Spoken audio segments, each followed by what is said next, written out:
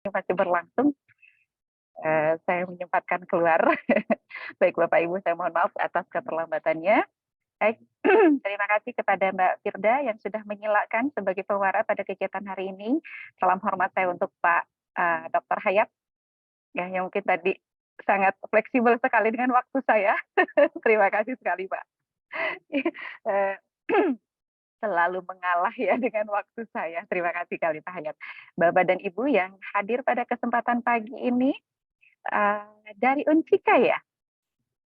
Dari Perguruan Tinggi Unsika, Universitas Singapura Bangsa Karawang ya Bapak Ibu? Iya, ya betul Ibu. Oke, ada berapa orangkah kita saat ini bersama-sama? Ada 39 orang 30, iya. kita bersama ya. Baik, Bapak dan Ibu ini dari fakultas atau dari university, dari apa namanya, untuk ruang lingkupnya universitas atau dari fakultas tertentu Bapak Ibu? Silakan kepada Bapak Ibu perwakilan untuk Monggo, menjawab. silakan Bapak Ibu. Dari Dari Fakultas dari Keguruan, dari Keguruan Fakultas dan Ilmu Keguruan. Pendidikan, FKIP. Iya, Oke, FKIP ya Bapak ya. iya Ibu. Baik, sudah sejauh mana kegiatan literasinya nih di Fakultas FKIP nih? Gimana Bu Epi Karlina? Pak Mansur bisa jawab. Oke. Kaitannya buku ajar, Bapak Ibu sudah mengcreate sendiri nih, sudah menyusun sendiri? Sudah ya? Sudah dimulai untuk menyusun buku ajar bagi keperluan di kampusnya sendiri untuk mahasiswa Bapak Ibu sendiri? Sudah dimulaikah Bapak Ibu? Harus ya? Harus sudah dimulai ya? Kenapa? Selain kena, itu menjadi salah satu tugas kita sebagai dosen pengampunya, lain halnya adalah Bapak Ibu tentu ini pertama dapat meningkatkan jenama Bapak dan Ibu sebagai seorang yang ahli di bidang keilmuan tersebut. Ya, ini akan menjadi jenama untuk Bapak dan Ibu. Keduanya, meningkatkan dalam artian selain nama jenama tapi juga meningkatkan jenama itu dalam arti Bapak dan Ibu sekarang tidak hanya dikenal sebagai seorang Bapak Ibu dosennya saja, tapi keahliannya pun juga diakui oleh banyak orang. Ya, keahliannya juga diakui oleh banyak orang dari berbagai kalangan, dari berbagai sisi, gitu ya. Jadi Bapak dan Ibu tidak hanya dikenal oleh para mahasiswanya saja. Nah, ya, tentu yang berikutnya lagi harapannya adalah dengan hadirnya Bapak Ibu dengan berhasilnya menghadirkan sebuah buku, ya, dan tentu dalam hal ini boleh buku apa saja. Ya, saya kira tadi sudah dijelaskan oleh Pak Hayat ya, bahwa buku ini banyak sekali ragamnya Bapak Ibu, dan Bapak Ibu memiliki bahan-bahannya, memiliki peluang untuk menulis berbagai jenis buku. Ya, nah tentunya harapannya berikutnya dapat meningkatkan atau membantu kinerja Bapak dan Ibu dan karir Bapak dan Ibu. Ya, nah, banyak yang berkata bahwa menulis buku untuk mengejarku boleh. Ya, tentu saja boleh. Ya, itu karena juga merupakan bagian dari tujuan kita. Ya, tapi tentunya ada harapan yang jauh lebih besar dari saya pribadi kepada Bapak dan Ibu untuk mengupayakan menghadirkan sebuah buku di dalam perjalanan hidup Bapak dan Ibu adalah agar kebermanfaatannya jauh lebih luas Bapak Ibu. Tidak hanya untuk diri pribadi, tapi ilmu ini akan banyak digunakan oleh orang lain, terutama apabila yang Bapak Ibu syarikan sedalam buku ini merupakan hasil dari penelitian. Ya, akan banyak hasil penelitian yang saya kira bermanfaat untuk masyarakat secara umum. Nah, itu harapannya Bapak Ibu. Jadi, kebermanfaatan ini jangan jadi milik sendiri. Ya, tapi hendaknya, dan saya berharap bisa menjadi milik banyak orang, bisa digunakan oleh banyak orang. Nah, ini Bapak Ibu ya. Nah, silahkan dari hasil tadi mendengarkan apa yang disampaikan oleh Pak Hayat, mudah-mudahan bisa memotivasi Bapak dan Ibu untuk membuka-buka laptopnya. Ya, membuka-buka laptopnya, dilihat mana mungkin bahan penelitiannya, atau mungkin dari disertasinya, atau tadi dari tesisnya juga boleh, yang bisa dipilah untuk Bapak Ibu konversi atau alihkan menjadi buku. Karena kalau bentuknya masih dalam bentuk artikel, jurnal, kemudian disertasi, tesis, yang akan membaca itu sangat terbatas sekali Bapak Ibu. Ya, sangat terbatas. Hanya para akademisi yang dapat mengaksesnya. Tapi ketika Bapak Ibu alihkan menjadi buku, lalu disebarluaskan, maka akan makin banyak yang dapat mengakses pengetahuan Bapak Ibu, ya kan? Nah, itu Bapak Ibu yang paling kami harapkan ya. Nah, paling kami harapkan karena ilmu itu tidak terbatas. Nah, jadi siapapun boleh untuk mengetahuinya. Jadi sebarkanlah gitu ya. Oke, baik Bapak dan Ibu. Nah, saya buka dulu dengan ucapan salam ya Bapak Ibu. Bismillahirrahmanirrahim. Assalamualaikum warahmatullahi wabarakatuh. Ya, saya akan lanjut dengan materi yang kedua untuk pada kesempatan ini, yaitu tentang penyuntingan. Ya, tentang penyuntingan.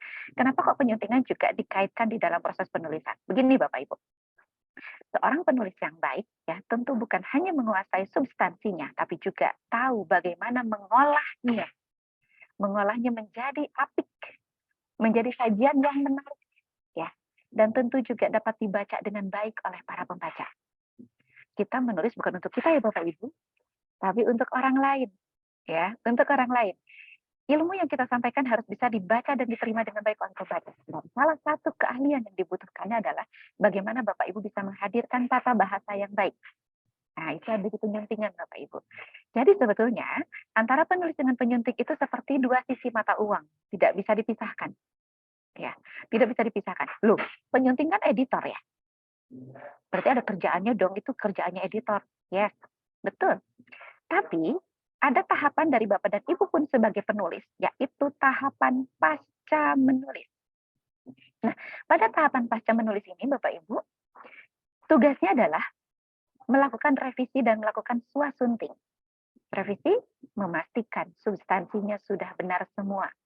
Lalu suasunting, melakukan penyuntingan, tata bahasa, tata ejaan, tata kalimat, terhadap naskah Bapak dan Ibu sendiri. Dan itu memerlukan pengetahuan tentang penyuntingan. Ya, jadi penulis yang baik tentu yang juga memiliki pengetahuan tentang penyuntingan. Karena dipastikan, seorang penulis yang memiliki pengetahuan penyuntingan, saya pastikan, pasti menghasilkan tulisan-tulisan yang enak untuk dibaca. Ya, memperhatikan standar dan kaidahnya. Gitu, ya. Lalu untuk penyunting sendiri, tentu karena menyunting ini adalah bagaimana mengolah sebuah naskah dari penulis ya, naskah dari penulis, draft masih draft. Nah, sampai kepada menjadi buku yang siap untuk dicetak dan diterbitkan Bapak Ibu. Beda ya. Jadi kalau tadi suasunting, Bapak Ibu sebagai penulis untuk menyempurnakan naskah draftnya tetap memerlukan ilmu penyuntingan. Lalu penyuntingnya, naskahnya sudah diterima dari penulis. Itu kan masih dalam bentuk Word, ya. Belum dibuat menjadi buku. Ya, belum dibuat menjadi buku. Nah, tugas editorlah di sini yang akan mengolah mulai dari naskah sampai menjadi buku, Bapak Ibu. Ya, membuat penyajiannya tidak lagi membosankan, itu adalah editor. Ya, sampai menjadi buku. Yang bukunya pasti sudah sering Bapak Ibu pegang ya, itu. Itulah wujud buku Bapak Ibu. Nah, itu tugasnya. Nah, tentu sampai bisa menghasilkan seperti itu ada proses yang harus dilakukan oleh seorang editor atau oleh seorang penyunting. Nah, Bapak dan Ibu yang mungkin selain sebagai pengajar atau dosen di kampus, mungkin terlibat juga di dalam university press-nya, ya, di penerbitan kampusnya, nah maka ilmu penyuntingan ini menjadi sangat penting, ya, untuk dipahami dan alangkah baiknya dikuasai. Dan tentunya berikutnya ditekuni, gitu ya. Nah, lain halnya lagi Bapak Ibu, lebih jauhnya lagi, ilmu penyuntingan bisa bermanfaat di berbagai bidang. Bahkan untuk menyunting status yang Bapak Ibu akan tulis di Facebook atau di Instagram sekalipun. Alangkah baiknya Bapak Ibu membaca kembali dan disunting dengan sebaik-baiknya. Ya, baik dari sisi substansi maupun dari sisi standar dan kaidah penulisannya. Ya, jadi ilmu menyunting itu sangat luas Bapak Ibu. Ya, menyunting surat, Bapak Ibu yang mungkin terlibat di dalam administrasi di kampusnya. Bagaimana Bapak Ibu bisa menghasilkan surat atau mengirimkan surat dengan sajian yang sesuai dengan standar dan kaidah, dengan tata bahasa yang tepat. Ilmu apa Bapak Ibu di situ? Penyuntingan lagi. Ya.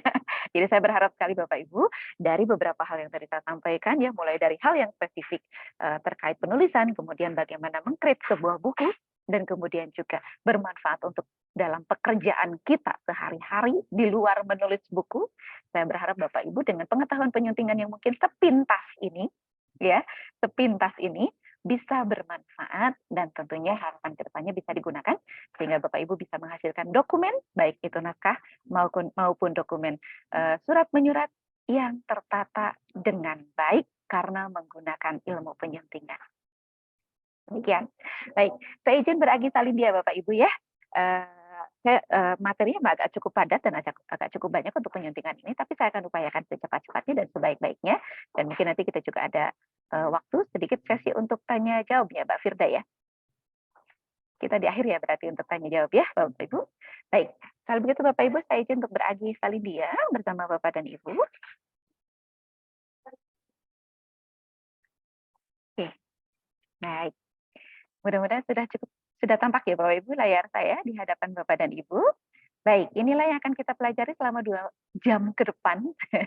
Waktu yang sangat singkat ya, dan saya sendiri sudah sangat kesulitan untuk memangkas materi penyuntingan ini Bapak dan Ibu karena memang penyuntingan ini sangat luas. Ya, sangat luas. Nah, saya berharap sekali mudah-mudahan dalam waktu 2 jam ini bisa menjadi satu pengetahuan taktis ya untuk Bapak dan Ibu dan bisa digunakan untuk apapun kegiatan Bapak dan Ibu dalam kegiatan tulis menulis ya. Baik. Bapak Ibu siapakah editor? Tentu tadi kita sudah ngobrol banyak ya di awal ya tentang editor. Ya, editor ini adalah orang yang mengedit Bapak Ibu. Nah, di sini sudah tertera naskah tulisan. Ya, artinya naskahnya boleh apa saja. Tadi ya, boleh naskah buku, boleh naskah surat, sampai naskah status. Nah, itu adalah naskah ya. Ketika sesuatu belum dipublish, maka itu disebutnya naskah atau draft. Nah, jadi itulah editor Bapak Ibu. Fungsinya adalah untuk mengedit, memeriksa. Ya, Bapak Ibu boleh menulisnya atau menyebutnya dengan kata editor, boleh juga menyebutnya dengan kata penyunting. Meskipun kalau di dalam skema profesi ya, skema profesi kami menyantumkannya adalah penyunting. Ya, penyunting. Nah, tetapi Bapak Ibu boleh menggunakan kata penyunting, boleh menggunakan kata editor. Kenapa? Karena kedua-duanya ada di dalam KBBI dan maknanya sama. Ya, maknanya sama. Nah, meskipun nanti kalau Bapak Ibu akan mengikuti uji sertifikasi pada skema penyuntingan naskah, maka akan memperoleh predikat sebagai profesinya adalah sebagai seorang penyunting, gitu ya. Silakan mau disesuaikan nanti dengan kepemilikan sertifikatnya atau mau menggunakan kata editor juga itu tidak menjadi soal karena keduanya merupakan definisi yang sama, ya. Nah, lalu tugasnya apa Bapak Ibu editor ini? Ya, ini Bapak Ibu, ya, melakukan sebuah proses pemeriksaan dari naskah sampai menjadi buku dengan dilakukan sebaik-baiknya. Nah, pada kata sebaik-baiknya ini, nah inilah ada ilmunya di dalamnya Bapak Ibu ya. Ada ilmunya di dalamnya. Nah, sebaik-baiknya ini bukan berarti bahwa hanya dilakukan pemeriksaan, ya penting sudah baiklah gitu ya, semuanya tidak. Tapi ada banyak faktor yang harus dipahami oleh seorang editor sehingga nanti bisa meng-treat sebuah buku ini menjadi layak untuk diterbitkan dan layak untuk dibaca. Ya, nah proses sebaik-baiknya ini seperti apa? Nah, saya ingin mengajak dulu Bapak Ibu berkenalan karena ternyata editor itu bukan hanya satu Bapak Ibu. Editor itu banyak. Editor itu banyak. Nanti kita akan kenalan satu persatu. Nah, editor memang lebih banyak dikenal atau dipahami sebagai orang yang berada di penerbitan. Ya, kerjanya harus di penerbitan. Padahal tidak ya Bapak Ibu. Tidak harus selalu berada di penerbitan. Lazimnya ada di penerbitan. Karena penerbitan buku tidak mungkin kalau tidak ada editor. Editor di lembaga penerbitan adalah nadinya Bapak Ibu. Nadinya sebuah penerbitan adalah editor. Begitu ya. Makanya kok lazimnya ada editor ada di penerbitan. Maka itu sebuah penerbitan tidak akan berjalan kalau tidak ada editor. Gitu. Tapi editor boleh dimanapun berada. Ya, boleh dimanapun berada, tidak harus selalu ada di penerbitan, gitu ya. Baik, apa saja yang dikerjakan oleh seorang editor? Pertama, Bapak Ibu, ya kita akan bicara di penerbitan dulu ya. Di penerbitan yang pertama adalah ada yang disebut dengan editor akuisisi, Bapak Ibu. Nah, tugas adalah mencari naskah, Bapak Ibu yang mungkin menjadi chief editor pada jurnal atau penerbit jurnalnya atau mungkin pada university press-nya. yang tugasnya itu mencari naskah, menyeleksi naskah, mencari penulis, menyuruh penulis menulis naskah. Gitu. Nah itu adalah editor akuisisi namanya Bapak Ibu. Ya, bagi Bapak Ibu yang mungkin menjadi chief editor di jurnal, saya kira pasti ini sering ya menerima naskah ya ataupun menghubungi seseorang untuk menulis naskah jurnal atau artikel misalnya, lalu diperiksa, ya, diseleksi mana yang layak terbit dan mana yang tidak. Nah, itulah tugas editor akuisisi Bapak Ibu. Ya, kalau di penerbitan buku, lebih lanjutnya lagi, ketika naskah itu sudah selesai seleksi, artinya lolos, maka editor akuisisi memiliki tugas satu lagi Bapak Ibu, melegalkan naskah itu. Nah, jadi artinya editor akuisisi tugas terakhirnya adalah ketika naskah itu memang sudah dinyatakan layak untuk diterbitkan, maka tugas akhirnya adalah melegalkan naskah itu dalam surat perjanjian bersama seorang penulis. Gitu, ya. Nah, lalu Bapak dan Ibu ada yang disebut dengan presentasi naskah. Nah tadi, naskah ketika misalnya sudah direkrut nih seorang akuisisi, ya, lalu diperiksa, oh layak nih. Nah ini Bapak dan Ibu harus mendapatkan persetujuan dari tim redaksi sebelum diterbitkan. Saya kira di jurnal pun juga berlaku hal yang sama ya. Dirapatkan dulu mana aja yang mau diterbitkan. Nah, inilah yang disebut dengan presentasi naskah Bapak Ibu. Si editor akuisisi, ya, ini harus mempresentasikan mana-mana saja naskah yang akan diterbitkan dan apa saja kelebihannya. Ya, kenapa alasannya naskah itu akan diterbitkan? Kenapa alasannya naskah itu yang dipilih untuk diterbitkan? Nah ini biasanya di depan dewan redaksi nih Bapak Ibu ya. Editor lagi yang bergerak di situ. Ketika naskah itu sudah dinyatakan boleh untuk diterbitkan, sudah mendapatkan rekomendasi dari tim redaksi untuk diterbitkan, maka barulah turun ke penyunting naskah atau editor naskah, atau mungkin ada juga yang mengenalnya proofreader, ada juga yang mengenalnya editor bahasa. Sebetulnya itu orang yang sama, Bapak Ibu ya, orang yang sama. Nah, barulah itu dikerjakan oleh penyunting naskah. Ya, naskah ini ya diolah ya dengan ilmu penyuntingan tadi sampai akhirnya menjadi buku. Ya, akhirnya menjadi buku. Tapi buku ini masih bentuknya dummy, Bapak Ibu. Ya, masih bentuknya dummy atau prototipe dari sebuah buku. Nah, setelah itu dummy itu selesai, ya artinya sudah lengkap semuanya nih, badan bukunya sudah ada semuanya, ya anatomi buku tadi mudah-mudahan sudah dibahas, ya itu sudah lengkap semuanya sampai dengan bukunya sampai isi bukunya juga sudah jadi semua. Nah, barulah masuk proses pracetak, ya proses pracetak.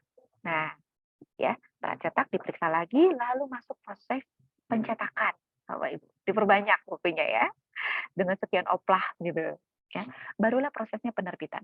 Nah, dari semua tahapan ini Bapak Ibu yang ada 5 ini, sampai proses penerbitan, ini semua editor berperan di sini.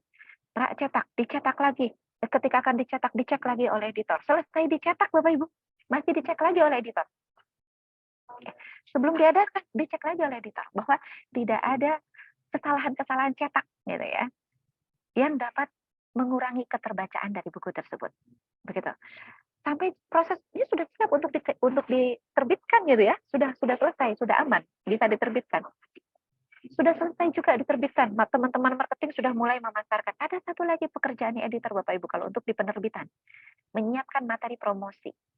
Nah, jadi untuk mempromosikan sebuah buku tentu kita memerlukan bahan. Teman-teman marketing itu memerlukan bahan dan itu yang ditugaskan buat bahannya adalah editor. Loh kok editor? Kan teman-teman marketing yang mau bermarketing gitu ya, menjual bukunya. Kenapa editor? Karena editor yang paling tahu luar dalamnya dari buku itu. Siapa penulisnya? Yang paling tahu editor. Apa kelebihan buku ini? Yang paling tahu editor. Ya, untuk menyiapkan materi promosi tentu ada hal-hal yang akan kita tonjolkan ya kan? Nama penulisnya, jenama penulisnya, latar belakang penulisnya, buku ini isinya tentang apa, siapa yang dapat membaca buku ini, apa manfaatnya buku ini, keunggulannya apa. Itu editor yang paling tahu. Maka editor yang menyiapkan bahan-bahan untuk menyusun materi promosinya. Yang berpromosi tetap teman-teman marketing. Nah, jadi sampai buku terakhir sudah diterbitkan pun juga editor masih berperan Bapak Ibu ya. Masih memiliki peran yang sangat maksimal. Begitu ya. Jadi dari awal sampai akhir itulah buku. Dikerjakan oleh editor Bapak Ibu. Nah ini yang tadi saya sampaikan Bapak Ibu ya. Jadi dari mulai naskah sampai ke penerbit. Maka naskahnya dulu disunting ya, yang dalam bentuk Word. Biasanya masih dalam bentuk Word Bapak Ibu kalau naskah. Ya. Setelah naskahnya disunting, tahap pertama, naskahnya lalu di layout atau di-setting ya menjadi bentuk buku, dan ketika itu dicetak, itu disebutnya cetak coba. Ya, disebutnya cetak coba. Jadi buku naskah buku ya yang sedang dalam proses penyuntingan dan layout gitu ya. Wujudnya sudah seperti buku ya. Wujudnya sudah seperti buku, cuma belum memiliki anatomi buku dengan lengkap. Begitu. Nah, ini proses cetak coba Bapak Ibu ya, bolak-balik nih. Ya, dibaca lagi oleh editor, di input lagi layout hasil koreksinya oleh teman-teman setter sampai kesalahannya bersih. Kalau bisa near kesalahan nol kalau bisa ya. Tentunya tidak ada yang sempurna, tapi kita upayakan seminimal mungkin kesalahan tersebut ya. Nah, ketika kita mengatakan bahwa naskah ini sudah mencukupi, memadai untuk dicetak, maka dilengkapi dengan elemen-elemen lainnya, yaitu dalam hal ini adalah kelengkapan-kelengkapan buku yang disebut dengan anatomi buku.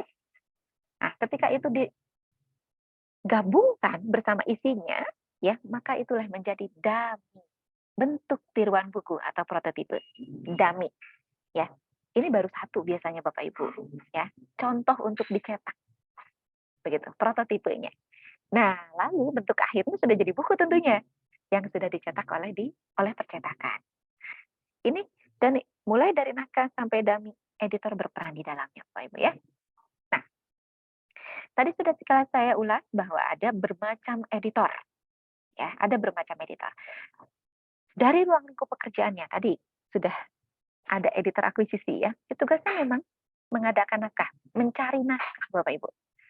Keberlanjutan sebuah penerbitan sangat bergantung pada rajin atau tidaknya editor akuisisi dalam mencari dan mengumpulkan naskah. Ya, semakin rajin editor akuisisi mencari naskah, mencari topik-topik yang tren, ya, yang dicari pembaca, yang mungkin sedang banyak peminatnya, keberlangsungan penerbit pun juga terjamin. Begitu, ya. Naskah yang diperoleh oleh editor akuisisi ini, editor akuisisi menangkap nih sebuah naskah bagus, gitu ya. Topiknya juga keren. Nah, berikut lagi harus diperhatikan dan dicek oleh editor substantif. Pastikan bahwa isi, materi, teori, kutipan-kutipan yang dituliskan di dalam naskah buku tersebut benar, alias tidak salah, Bapak Ibu ya. Nah, maka itu perlu disunting oleh seorang editor substantif. Editor substantif berarti di sini tugasnya adalah memastikan kebenaran isi. Mungkin Bapak Ibu di jurnal mengenal disebut dengan reviewer. Kalau di buku, kami kadang menyebutnya dengan sebutan penelaah. Ya, karena ia memastikan isi bukunya benar, Bapak Ibu. Dari sisi keilmuannya benar. Ya, jadi karena ada otonomi keilmuan, maka editor substantif biasanya sesuai dengan bidang keilmuan pada naskah itu. Misalnya, naskahnya tentang ilmu ekonomi, maka editor substantifnya juga harus memiliki pengetahuan tentang ilmu ekonomi. Karena tadi, ia harus memastikan substansi dari otonomi keilmuannya benar. Gitu, ya. Itu fungsi substantif, jadi mudah-mudahan tidak tertukar lagi. Ya. Nah, editor substantif, Bapak Ibu, ketika memeriksa naskah, itu tidak langsung memperbaikinya, hanya memberikan komentar. Ya, misalnya menemukan kesalahan nih, menemukan kekeliruan, misalnya katakanlah ada bagian dari naskah tersebut yang ditengarai kok pengutipannya tidak jelas gitu ya. Kenapa? Karena tidak mencantumkan nama pengarangnya. Ya, tidak mencantumkan nama pengarangnya. Nah, Bapak Ibu boleh di situ memberikan komentar bahwa ya, kutipan ini belum ditengarai kebenarannya karena tidak mencantumkan nama penulisnya, misalnya gitu ya. Atau misalnya ada teorema, definisi yang kurang tepat. Bapak Ibu boleh di situ memberikan komentar. Teorema ini belum tertelusur kebenarannya karena ahlinya belum bisa dipastikan nih siapa yang menguasai dari ahli itu. Nah, tapi catatan satu Bapak Ibu editor substantif atau reviewer atau penelaah. Ketika Bapak Ibu mengomentari, mohon sertakan juga dengan saran perbaikannya. Jadi, pengkritik terbaik adalah yang menyertakan bagaimana cara memperbaikinya. bagaimana solusi untuk menyelesaikan kendala tersebut, masalah tersebut. Jadi jangan mengomentari saja ya, tapi sertakan juga dengan cara untuk memperbaiki arahannya, ya, arahannya. Untuk siapa itu arahan itu? Untuk penulis, Bapak Ibu. Ya, jadi editor substantif kerjanya untuk memperbaiki naskah yang akan mengoreksi naskah, maaf, yang akan nanti diperbaiki oleh si penulis. Begitu. Itu editor substantif, Bapak Ibu. Ya, di sini penting sekali saya menekankan ini karena sering tertukar. Ya, sering tertukar antara editor naskah dengan editor substantif. Ya, sering tertukar. Gitu. Itu tugasnya editor substantif. Nah, saya kan tidak akan ke editor pengembang dulu, tapi saya akan ke editor naskah dulu. Lalu apa bedanya dengan editor naskah? Kalau editor naskah, Bapak dan Ibu, sebetulnya ya tidak terlalu fokus kepada substansi. Karena substansinya sudah dikerjakan oleh editor substantif tadi. Ya. Jadi pekerjaan dari editor substantif yang sudah di-ACC oleh editor substantif, artinya apabila ada revisi itu juga sudah diperbaiki oleh penulisnya, lalu sudah diperiksa lagi editor substantif dan sudah diterima oleh editor substantif perbaikannya, maka berikutnya naskah tersebut akan turun ke editor naskah. Ya. Editor naskah memang harus juga memiliki pengetahuan terkait naskah yang sedang dia sunting tersebut, misalnya tadi ilmu ekonomi. Maka untuk editor naskah pun juga sebaiknya memiliki pengetahuan tentang ilmu ekonomi. Tapi tidak berarti harus lulusan orang ekonomi. Ingat, hanya memiliki pengetahuan, bukan menguasai. Ya, jadi tidak harus selalu orang ekonomi. Begitu. Kenapa? Karena minimalnya memiliki pengetahuan ini sebagai dasar ketika nanti ia melakukan penyuntingan bahasa. Pasti ada istilah ya Bapak Ibu. Ada istilah-istilah tentang ekonomi. Nah, ini harus diketahui oleh seorang editor naskah. Gitu ya. Jadi bukan berarti bahwa editor naskah ini harus juga sama memiliki pengetahuan, menguasai pengetahuannya, tidak, tapi cukup memiliki pengetahuannya saja. Ya. Nah, pada editor naskah Bapak dan Ibu yang dilakukan adalah memeriksa naskah secara keseluruhan. Lalu memperbaikinya. Jadi bukan hanya sekadar memeriksa lalu belum mengomentari. Kalau substantif tadi memeriksa lalu mengomentari. Dan yang nanti memperbaiki adalah penulis. Tapi kalau editor naskah memeriksa lalu memperbaiki. Jadi langsung diperbaiki pada naskah tersebut. Apa saja yang akan diperbaiki nanti kita ulas. Ya, nanti kita ulas. Salah satunya tata bahasa, tata ejaan, tata kalimat. Nah, itu. Langsung diperbaiki Bapak Ibu, tidak mengomentari ya. Dan saya ingin meluruskan satu hal. Bapak Ibu, Bu Epi, saya kan dosen, sering memeriksa atau menyunting karya para mahasiswa, ya, baik itu artikel, jurnal, misalnya atau tesis. Ya, Bapak Ibu sebagai pembimbing tesis disertasi dari para mahasiswa Bapak Ibu. Apakah itu termasuk pekerjaan menyunting? Berbeda. Itu adalah kegiatan menyunting. Ya, karena Bapak Ibu di situ perannya sebagai pembimbing. Nah, kalau penyunting yang dimaksud di sini, Bapak Ibu bekerja memang sebagai seorang editor.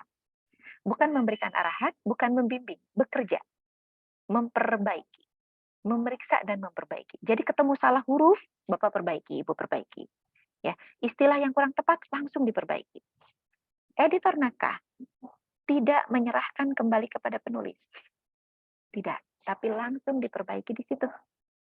Ya. Jadi editor naskah yang memastikan naskah itu menjadi benar. Nah, itu editor Bapak Ibu ya. Jadi kalau editor naskah langsung bekerja pada naskah dan memperbaikinya pada naskah. Editor substantif memeriksa, mengomentari, memberikan catatan, lalu yang memperbaiki adalah penulis. Nah, jadi mudah-mudahan sudah bisa dibedakan ya Bapak Ibu. Karena apa? Karena proses kerjanya berbeda. Editor substantif tadi proses kerjanya seperti itu, ya. Editor naskah yang diurusinya juga berbeda, tata bahasa, tata kalimat, ya. Maka ia menjadi dua profesi yang berbeda, Bapak Ibu. Dua profesi yang berbeda.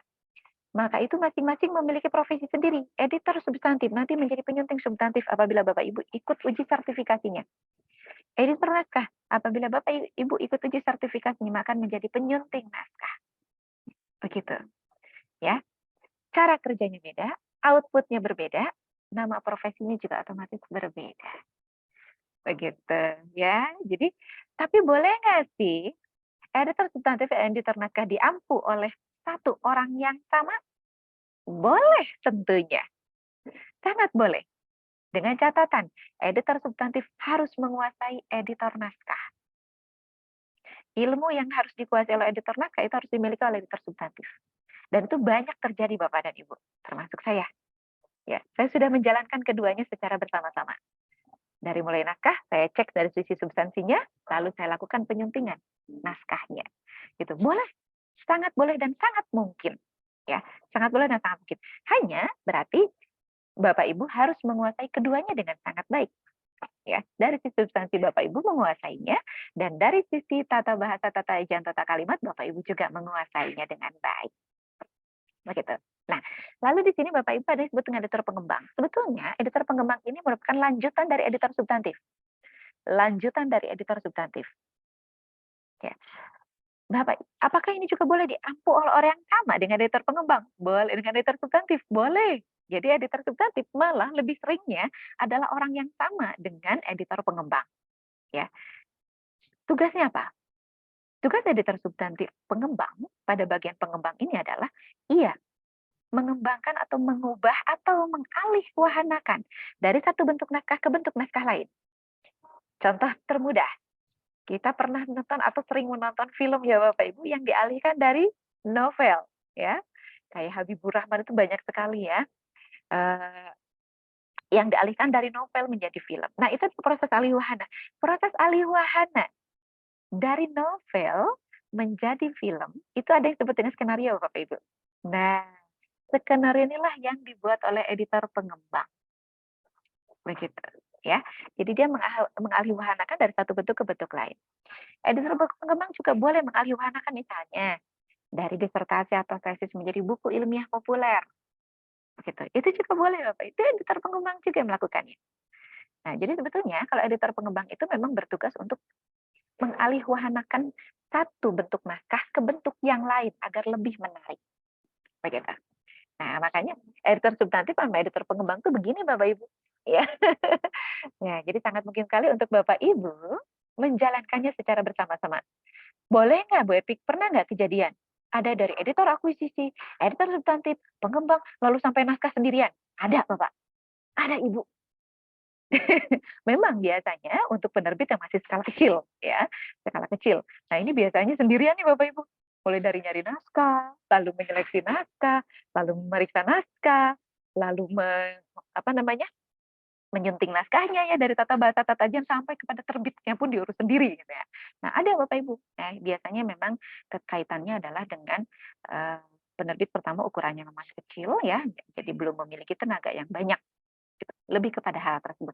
Tapi kalau editor yang sudah cukup besar ya, cukup besar, minimalnya akuisisi substantif sama editor naskah ini pasti ada. Pasti ada, Bapak Ibu ya.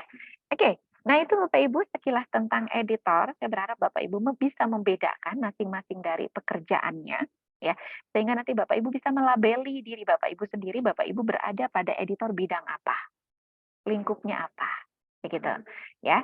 Karena satu lingkup, maka otoritas pekerjaannya juga berbeda, maka outputnya juga berbeda, maka ia adalah profesi yang berbeda, gitu, ya. Baik. Nah, apapun Bapak Ibu nanti menjadi editor dari 3 editor utama ya, akuisisi substantif atau naskah, ada kompetensi yang harus dimiliki Bapak dan Ibu. Berbahasa, berkomunikasi yang baik, kemahiran menelusuri informasi, pengetahuan tentang penerbitan, dan pengetahuan tentang desain komunikasi visual. Baik, saya ulas satu-satu dengan singkat Bapak Ibu.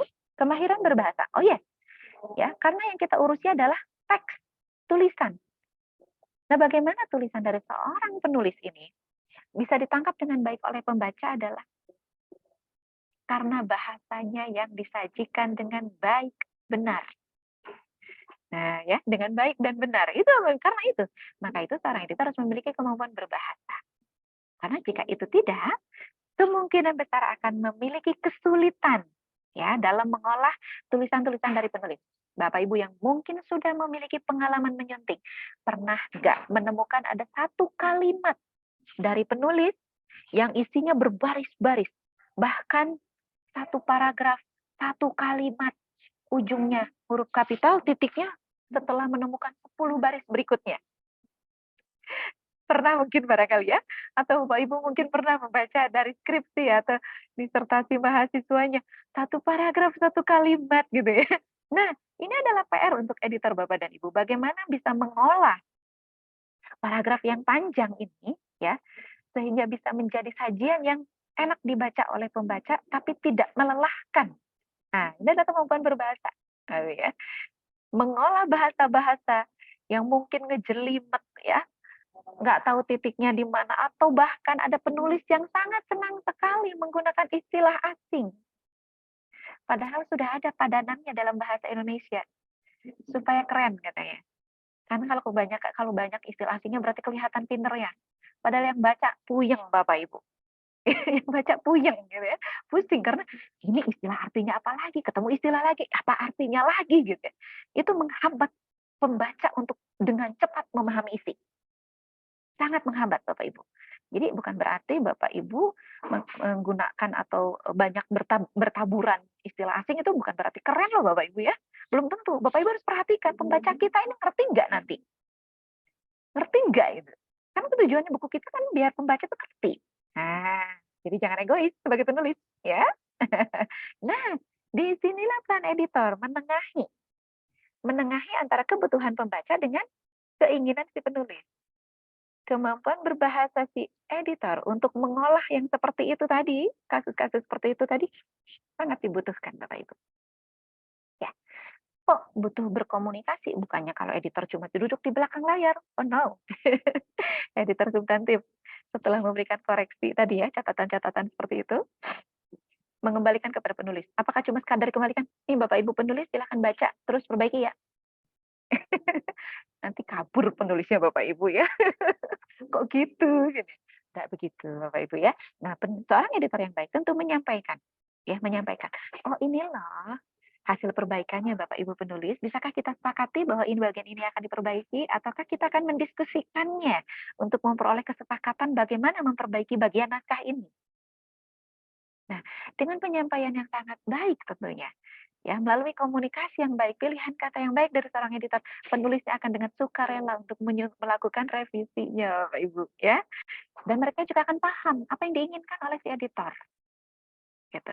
Makanya harus memiliki kemampuan berkomunikasi yang baik. Tentunya karena untuk menjaga hubungan baik dengan si penulis ya. Kemudian bagaimana juga harus memiliki kemahiran menelusuri informasi.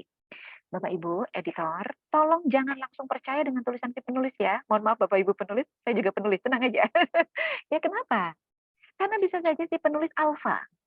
Ya, tidak ada, sekali lagi, tidak ada yang sempurna. Maka itu editor adalah jembatan, bukan jembatan, gerbangnya. Gerbangnya untuk memastikan bahwa naskah ini sudah benar dari sisi isi, dari sisi penjanjian, pilihan katanya ya, itu sudah benar semuanya. Maka untuk memastikan kebenaran itu, kita harus mencari pembandingnya Bapak Ibu. Pastikan informasi yang dihadirkan oleh si penulis ini tertelusur, valid, asli. Gitu, ya. Tidak terindikasi plagiat. Demikian. Nah, itu adalah kemampuan editor untuk memastikan, oh benar kok, sudah saya bandingkan. Ya, saya sudah memperoleh informasi lain. Oh, ini udah dipastikan benar kok informasinya. 1 poin. 2, fakta dan data. Data-data yang dihadirkan penulis, apakah sudah benar, tertelusur dan terkini? Ya, apakah betul tahunnya ini tahun yang sekarang? Angkanya benar nggak sih? Jangan-jangan harusnya 54 tapi tertulis 64. Nah, untuk memastikan apakah data itu benar atau tidak, maka editor harus melakukan verifikasi kembali dengan mencari informasi lain untuk memastikan bahwa data fakta yang dihadirkan oleh penulis adalah benar. Gitu ya. Makanya kemampuan mengobok-obok gitu. Buku atau sumber-sumber informasi lainnya ya, terutama kalau sekarang sangat mudah sekali ya. Ada Mbah Google. Ya, yang bisa kita gunakan sebagai alat verifikasi ya, sebagai alat verifikasi informasi yang ada di dalam naskah si penulis. Begitu ya. Harus jago. Pengetahuan tentang penerbitan. Oh yes, banget ini. Ya, naskah dari penulis nanti itu akan di layout Bapak Ibu ya, menjadi sajian buku. Penulis harus paham bahwa salah satu pengetahuan penerbitan, jumlah halaman Bapak Ibu. Jumlah halaman itu nggak boleh seenaknya. Ya, 80, 100, 105, 117, Tidak boleh seenaknya. Kenapa? Karena menyulitkan saat proses cetak, Bapak Ibu.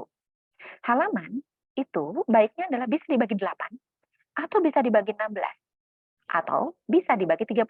Jadi kelipatan 8, Bapak Ibu. Nah, ini Bapak Ibu editor ketika mengolah menjadi buku sekaligus mengepaskan halaman itu supaya bisa dibagi 8 atau bagi 16. Begitu. Pengetahuannya lain lagi yang sederhana, ukuran buku Bapak Ibu. Nah, tadi sudah diulas ya, ada ukuran A5, B5 ya. Ya, A5, B5.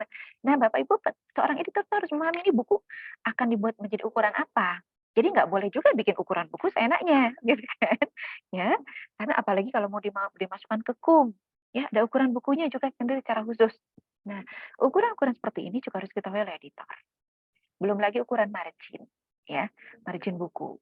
Nah, itu jangan sampai margin kirinya terlalu mepet, jadi ketika bukunya dibinding atau di strapless ya, bagian teksnya ada yang ikut terlipat. Jadi tidak bisa terbaca dengan baik. Gramatur kertas perlu nggak? Perlu juga Bapak Ibu, itu diketahui oleh editor. Ya, gramatur kertas itu kan ada yang HVS 70 gram begitu ya. 80 gram. Nah, jenis kertas ini perlu diketahui oleh editor. Ya, karena ini menentukan nanti kepada biaya produksinya. Semakin tebal ukuran kertas atau gramatur kertasnya atau mungkin jenis kertasnya tentu akan mempengaruhi kepada biaya produksi. Begitu. Hal penerbitan lainnya harus kuasai apa? Desain visual, Bapak Ibu. Ya, desain visual. Buku tidak hanya isinya teks. Buku harus menarik. Maka agar menarik, ia harus disertai dengan unsur-unsur visual lainnya. Contohnya misalnya gambar, ya. Nah, ini harus diketahui, gambarnya seperti apa yang bagus, resolusinya harus segimana sih, begitu. Ya, mau full color atau black and white, BW, ya dikenalnya BW gitu. Ya. Black and white, hitam putih. Nah, ini harus diketahui oleh editor, Bapak Ibu. Ya. Lalu hal lain berikutnya adalah covernya, Bapak Ibu. Ya, cover ini juga tugas editor. Isi cover, gambar cover itu harus mencerminkan dari isi bukunya. Ya, dan bagaimana cover itu didesain? Meskipun ada teman-teman desain cover yang membuat, tapi kontrolnya, ya, kontrolnya ada di editor. Di mana posisi penulisnya, di mana posisi gambarnya, di mana posisi judulnya dan seterusnya. Gitu. Ya. Itu Bapak dan Ibu, kompetensi yang harus dimiliki oleh editor. Nah, kira-kira lebih banyak kompetensi yang dimiliki editor atau kompetensi yang dimiliki oleh seorang penulis ya? Silahkan Bapak Ibu bandingkan ya. Oke, tapi yang jelas, jika seorang penulis juga menguasai ini, tentu akan sangat baik sekali hasil tulisannya. Dan editor juga jangan lupa, editor yang memiliki kemampuan menulis yang baik, maka sajian berbahasanya juga pasti akan baik. Jadi maka itu tidak bisa dipisahkan Bapak Ibu ya, editor sama penulis itu. Oke. Nah, kita mulai Bapak Ibu dengan penyuntingan mekanis atau kita akan makin dalam nih ke editornya ya. Ke editor naskahnya nih yang lebih mendalam ya. Karena Bapak Ibu adanya di tataran kita akan ikut uji sertifikasi di penyuntingan naskah ya, bukan di substantif ya. Bukan di substantif. Oke. Tapi boleh jika nanti misalnya Bapak Ibu setelah ini ya setelah tahu bahwa editor substantif, editor naskah ini adalah dua hal yang berbeda meskipun bisa diampu oleh satu orang yang sama, Bapak Ibu boleh mempertimbangkan mungkin nanti untuk beralih ya, untuk beralih skema uji sertifikasinya. Baik. Bapak Ibu ketika menyunting mohon ya begini ya. Bapak Ibu terima naskah terus diterawang. Oh iya, penyuntingannya adalah berat gitu. Tidak boleh Bapak Ibu. Bapak Ibu baca dulu. Ya, baca dulu. Gunakan kemampuan Bapak Ibu dalam membaca skimming dan scanning. Skimming atau scanning, silakan. Bagaimana kemampuan Bapak Ibu membaca skimming atau scanningnya? Membaca cepat? Ya. Kenapa harus dibaca dulu Bapak Ibu?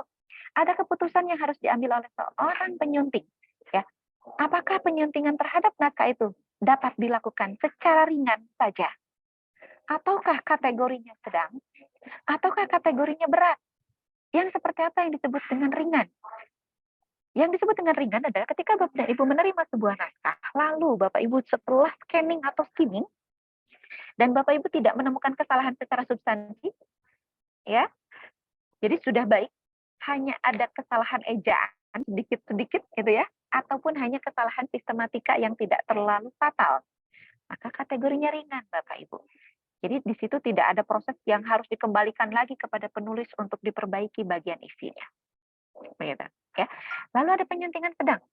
Nah, penyuntingan sedang ketika Bapak Ibu selesai skimming atau scanning itu masih menemukan ada bagian-bagian misalnya di bab 2 nih kayaknya masih memerlukan perbaikan nih dari penulis, ya. Atau ini sudah benar, isi penulisnya sudah benar, tapi cara penulis menyampaikannya itu ngejelimet, gitu ya. Sehingga memerlukan proses penulisan ulang atau ada materi yang menurut Bapak dan Ibu kurang dalam. Ya, harus ditambahi lagi nih. Ya, atau ada bagian materi mungkin yang terlalu melebar kemana-mana. Karena kalau menulis itu anteng Bapak Ibu. Menyadari sendiri saya, kalau udah nulis udah anteng. Nah, ketika saya membaca ulang, loh kok kemana-mana kejauhan gitu ya. Ada yang terjadi seperti itu Bapak Ibu. Dan kadang-kadang penulis tidak menyadarinya karena ia merasa itu sudah mencukupi. Editorlah yang akan mengontrolnya.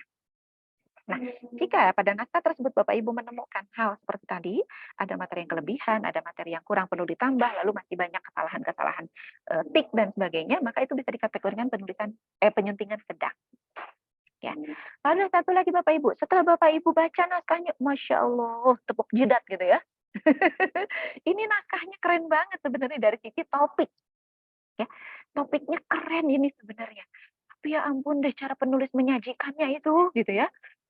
Kalimatnya panjang-panjang, paragrafnya panjang-panjang, kemudian istilahnya bertebaran, istilah asingnya.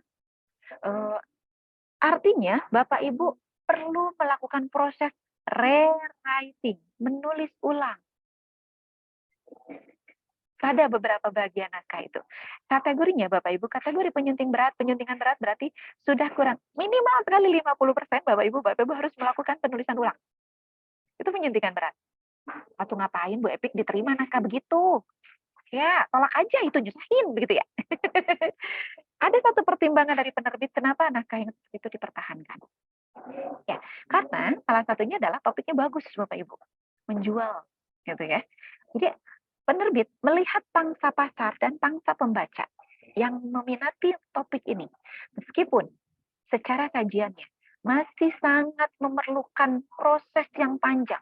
Editornya saja sampai puyeng-puyeng begitu ya. Tapi karena topiknya bagus, maka naskah yang seperti itu bisa jadi dipertahankan Bapak Ibu. Nah, namun berarti proses penyuntingannya berat. Lalu kenapa Bapak dan Ibu harus memilih itu, harus membaca dulu scanning? Karena Bapak Ibu akan melakukan ini nanti. Akan melakukan 5M. 5M. Pertama, jika itu penyuntingan ringan, maka Bapak Ibu akan banyak yang melakukan membiarkan itu ya, dibiarkan. Karena udah benar. Gitu ya. Tapi kalau misalnya sudah ada kategori penyuntingan sedang, maka berarti di sini sudah akan ada yang memperbaiki, menghilangkan, menambahi. Nah, jadi ini akan ada proses ini Bapak Ibu. Dan apabila ternyata kategorinya penyuntingan berat, maka memperbaiki, menghilangkan, menambahi, mengubah. 4 hal yang akan Bapak Ibu lakukan. Gitu. Nah, itu sebabnya kita harus bisa memutuskan ketika menerima naskah pertama ini sedang, berat, atau ringan. Karena ini akan Bapak Ibu lakukan. Ya. Makin banyak prosesnya ketika naskahnya kategorinya penyuntingannya berat. Gitu ya. Nah, maka itu baca dulu, Bapak Ibu ya. Baca dulu. Dengan keputusan tadi, ringan berarti hanya membiarkan. Sedang berarti ada mengubah, menambah, mengurangi. Menambah, mengurangi, ya, memperbaiki. Kemudian ada satu lagi apabila sudah berat berarti bertambah dengan mengubah, ya, rewriting. Bapak Ibu itu kaitannya dengan apa? Pertama, deadline waktu penyelesaian. Ya, nggak mungkin dong yang naskahnya berat sama waktunya dengan naskah ringan, ya kan? Effortnya saja sudah lebih banyak, ya kan? Jadi gitu. Itu pertama. Karena editor itu bekerja dengan deadline. Dia harus bisa memutuskan berapa lama naskah itu bisa dikerjakan. Ya. Berapa lama naskah itu bisa dikerjakan. Itu tergantung kepada penilaian Bapak dan Ibu di tahap awal tadi setelah membaca. Ringan, sedang, berat. Ringan, ya mungkin dalam waktu 1 bulan sudah jadi buku. Ya. Sedang mungkin perlu waktu 1 atau 2 bulan. Berat mungkin bisa jadi memerlukan 3 sampai 4 bulan untuk menyelesaikan. begitu. Ya, itu terkait waktu penyelesaian. Hal keduanya terkait honornya Bapak Ibu ya. Honornya. Bapak Ibu mau menyunting beras disamakan dengan harga menyunting ringan? Enggak dong. Nah, maka itu Bapak Ibu harus membaca pertama dan memutuskan tadi ya. Ringan, sedang, dan berat. Karena itu menentukan tarifnya Bapak Ibu. Tarif per halamannya jadi berapa? Begitu. Ya, tarif per halamannya jadi berapa? Yang ringan tentu tidak sama dengan tarif yang menyunting berat. Nah, terutama nih bagi Bapak dan Ibu yang menjalankan penyuntingan sebagai freelance. Ya, harus punya tolok ukur Bapak Ibu. Ya, jangan disamaratakan semua. Nah, yang harus hati-hati dari sang editor itu jangan jangan membaca permukaan naskahnya saja. Ada yang sempat bertanya kepada saya, Bapak, Ibu Evi perlu berapa bab untuk mengetahui bahwa naskah ini kategorinya ringan, sedang, atau berat? Saya bilang saya tidak bisa mengatakan itu. Saya akan membaca seluruh babnya dengan secepat-cepatnya. Kenapa? Karena kalau misalnya hanya bab 1, bab 2, bab 3, biasanya penulis di bab 1, bab 2, bab 3 ya, di awal-awal bab itu penulisnya masih fokus, Bapak Ibu. Ya, menulisnya masih fokus itu pertama. Keduanya pembahasannya belum berat. Belum berat. Karena biasanya mulai berat itu mulai bab 3, 4, 5 itu sudah mulai berat. Nah, jadi tidak bisa Bapak Ibu hanya melihat 1 bab, 2 bab, 3 bab. Usahakan setiap bab dibaca dengan scanning atau skimming tadi. Sehingga bahkan alangkah baiknya ketika Bapak Ibu melakukan itu, Bapak Ibu bisa langsung menandai, oh bagian ini berat, bagian ini. Sudah langsung bisa ditandai. Ya, sudah langsung bisa ditandai. Nah, itu Bapak dan Ibu. Ya, jadi jangan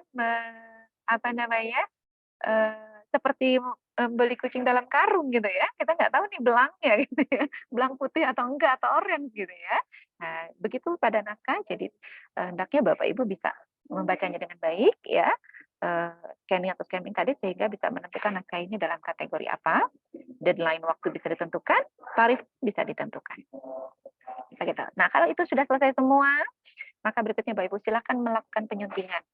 Bapak Ibu menyunting ada 2 cara, penyuntingan secara manual, ya secara manual langsung di kertasnya, tapi kertasnya berarti harus di-print dulu, dicetak dulu. Bapak Ibu mengenal markah ralat, tanda-tanda koreksi Bapak Ibu, ya boleh di Google ada. Bapak Ibu bisa browsing ya atau bisa melakukan pencarian di mesin pencari markah ralat ya ada tulisan di sini Bapak Ibu atau tanda-tanda koreksi. Nah itu Bapak Ibu melakukan penyuntingan secara manual langsung di kertasnya, tapi catatan kertasnya harus di-print. Kalau sekarang sudah canggih ya. Saya melakukan penyuntingan dari sejak belum terkenal komputer, Bapak Ibu ya, komputernya belum terkenal. Jadi naskah itu saya menerima dalam bentuk tulis tangan, Bapak Ibu. Saya pernah menerima naskah dalam bentuk tulis tangan. Gitu ya. Masya Allah, luar biasa sekali penulisnya. Bisa menyelesaikan naskah 200 halaman, 300 halaman itu dengan tulis tangan loh, Bapak Ibu. Ya. Lalu kemudian kita sudah mulai beralih ya dengan makin familiarnya kita menggunakan personal komputer ya. PC waktu itu, kemudian berkembang lagi menjadi sekarang laptop ya. Distribusi naskah sangat mudah sekali, tinggal menggunakan email begitu ya. Nah, ini sangat memudahkan dan mempercepat sekali ya. Maka penyuntingan pun juga sudah tidak beralih ya, sudah tidak banyak dilakukan dengan tercetak, tapi dengan digital. Bapak Ibu mengenal TrackChange? Ya, TrackChange. Nah, ada di Word Bapak Ibu. Ya, ada di Microsoft Word. Nah, boleh nanti saya tunjukkan ya. Mungkin di sesi tanya jawab ya, mohon diingatkan bagaimana kita menggunakan TrackChange. Mungkin bagi Bapak dan Ibu yang belum mengenalnya. Syukur-syukur di antara Bapak dan Ibu sudah banyak yang menggunakannya. Sudah banyak yang menggunakannya, ini sangat bermanfaat sekali. Karena efisien Bapak Ibu. Tapi ada perbedaannya antara menyunting dengan markah ralat dan menyunting dengan komputer tadi. Dengan markah ralat atau dengan tercetak, biasanya ketelitiannya lebih tinggi Bapak Ibu. Karena mata tidak terlalu lelah menatap layar, ya, ketelitiannya lebih tinggi. Berbeda dengan yang penyuntingan komputer. Nah, dari sisi ketelitian memang agak turun sedikit ya, tingkat ketelitiannya lebih rendah dibandingkan dengan menggunakan markah ralat. Ya, itu. Nah, kadang-kadang saya sendiri ketika menjalankan keduanya ini masih ketika menggunakan naskah tercetak, oh iya kemarin ini belum terkoreksi ya. Jadi kadang melihat huruf A dengan huruf E atau misalnya huruf itu agak-agak samar gitu ya. Nah, tapi kalau dicetak lebih jelas. Nah, itu hal-hal seperti itu ya menjadi sedikit kelemahan, tapi tentu masing-masing memiliki kelebihan juga ya. Tadi kelebihannya kalau menyunting markah dengan menggunakan markah ralat lebih teliti ya, tapi menyunting dengan komputer tentunya ini lebih efisien ya, efisien dan efektif. Jadi dari segi biaya sudah paperless ya, tidak banyak kertas-kertas yang terbuang karena kalau sudah dicoret-coret itu kertas biasanya nggak terpakai lagi gitu ya. Lalu keduanya efektif dari sisi waktu, karena kalau disunting manual begini Bapak Ibu, setelah Bapak Ibu sunting itu diserahkan ke teman-teman setter untuk diinput manual. Diinputnya pun manual ya. Kurang huruf K, diinput satu huruf gitu ya. Sesuai dengan koreksinya, dia input satu-satu. Tapi kalau menggunakan tech change atau digital ini tidak perlu lagi proses itu terlewati. Nah, itu jadi efisiensi dan efektivitas dipegang oleh penyuntingan digital atau penyuntingan menggunakan komputer. Tapi ketelitian sama masih dipegang oleh penyuntingan menggunakan markah ralat atau manual. Silakan itu sebuah pilihan. Kembali lagi itu sebuah pilihan ya. Tergantung kepada fasilitas, sarana, dan mungkin juga kebiasaan. Nah, kebiasaan yang berlangsung di lingkungan penerbitnya Bapak Ibu ya. Oke. Nah, apa saja yang disunting Bapak Ibu? Ini yang disunting oleh seorang penyunting naskah. Pilihan kata atau diksi. Kata yang tepat, contohnya gini Bapak Ibu. Contohnya misalnya kata haru biru. Haru biru. Haru biru itu artinya apa Bapak Ibu? Ada yang tahu? Atau Bapak Ibu mungkin selama ini menangkap kata haru biru ini artinya apa Bapak Ibu? Boleh silakan dibuka pelantangnya.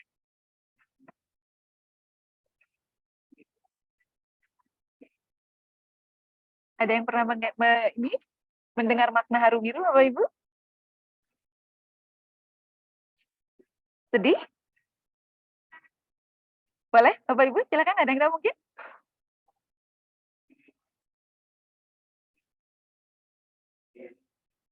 Atau mungkin baru mendengar? Baik, haru biru itu bukan sedih Bapak Ibu. Haru biru itu kacau balau. Jadi kalau ada judul berita, ya kalau ada judul berita, pernikahan selebriti itu diwarnai dengan haru biru. Jadi bukan kesedihan gitu ya, bukan haru yang sangat mendalam, tapi kacau balau. Nah, ini adalah diksi Bapak Ibu ya, pilihan kata. Bagaimana kita bisa menggunakan pilihan kata ini dengan tepat. Nah, ini nanti kita akan ulas satu persatu. Kemudian penggunaan ejaan. Ya, penggunaan ejaan. Nah, penggunaan ejaan ini terkait kepada penggunaan kata dengan ejaan yang tepat. Nah, biasanya nih Bapak Ibu terjadi pada hal apa? Biasanya banyak terjadi pada kata bentukan. Contohnya, sosialisasi. Ketika diberikan imbuhan mekan, mensosialisasikan atau menyosialisasikan. Ya. Nah, silakan coba dicek. Paling gampang untuk melihat ini adalah Bapak Ibu silakan buka KBBI. Sudah ada KBBI daring ya? Nah, sudah tidak ada alasan lagi Bapak Ibu untuk salah tik nih, ya. Karena tidak tahu mana yang benar. Mengklasifikasikan atau mengklasifikasikan, memperhatikan atau memerhatikan, memengaruhi atau mempengaruhi. Ayo, merubah atau mengubah. Ya. Nah, silakan Bapak Ibu lihat KBBI daring ya. Bisa digawai pinter Bapak Ibu, boleh di download juga di sini. Ya. Atau Bapak Ibu silakan gunakan langsung yang di websitenya. Itu editor, penulis, itu KBBI harus selalu terbuka dan tersedia. Bapak Ibu ragu, lupa, bingung, cek langsung. Termasuk di sini adalah penggunaan kata baku dan non baku. Ya. Gitu. Ya, praktik atau praktek, mana yang lebih baku? Ya, metode atau metode, hipotesis atau hipotesa? Silakan cek di KBBI ya. Kemudian tata bahasa nih, tata kalimat, tata paragraf. Tentu di sini maksudnya adalah bagaimana kita bisa menghadirkan sebuah kalimat yang nyaman dibaca, keterbacaannya tinggi. Yang dimaksud dengan keterbacaan tinggi di sini adalah kalau bisa nih Bapak Ibu, sekali dibaca oleh pembaca itu ngerti. Tidak perlu 2-3 kali bacanya. Itu dimaksud dengan tata bahasa, tata kalimat yang baik. Ya, tata paragraf yang baik. Jadi pembaca membaca itu pertama, kalau bisa sekali baca langsung dipahami. Kedua, sekali baca tidak multitafsir, tidak salah menafsirkannya. Karena kita menyampaikannya dengan tepat, ya, dengan kalimat yang tepat. dengan pilihan kata yang tepat. Jadi makna yang dimaksud oleh si penulis dipahami dengan sama oleh si pembaca. Pembaca tidak ke kiri, padahal penulis maksudnya ke kanan. Tidak demikian, gitu ya. Jadi maksud yang disampaikan oleh penulis itu tertangkap dengan baik dan sama dengan maksud yang ditangkap oleh pembaca, gitu ya. Pengutipan, ya meskipun sudah mulai agak jarang menggunakan catatan kaki atau catatan kaki ya, atau catatan sip juga mulai jarang. Yang paling banyak dilakukan catatan badan. Editor kenapa juga harus menyunting ini? Itu tadi Bapak Ibu memastikan bahwa yang dikutipnya benar. Ya, style pengutipan berbeda-beda dan banyak. Silahkan boleh pilih sesuai dengan gaya selingkungnya masing-masing. Ya, mau FPA, mau MLA, mau apa gitu ya, itu silahkan modelnya banyak sekali. Ya, style-stylenya banyak, boleh pilih yang mana. Ya. Pengutipan harus dipastikan. Ini pengutipan langsung atau pengutipan tidak langsung. Ya. Lalu penggunaan gambar. Oh yes, Bapak Ibu, isinya buku itu bukan teks aja ya. Jangan takut untuk menghadirkan gambar. Selama itu memang berkaitan dengan isi teksnya. Ya. Nah, editor juga harus memastikan gambar ini dapat ditangkap dengan jelas oleh si pembaca. Ya, resolusinya harus bagus dan sesuai dengan maksud dan tujuan dari teks yang dijelaskan oleh gambar itu. Ya. Lainnya lagi, legalitasnya. Ya, legalitasnya jangan lupa harus dipastikan juga legalitasnya. Ya, legalitasnya ini adalah sumbernya dari mana? Ya. Kalau dari internet, internetnya yang mana? Kalau dari buku, bukunya yang mana? Bagaimana cara menuliskannya? Oke, nanti kita ulas.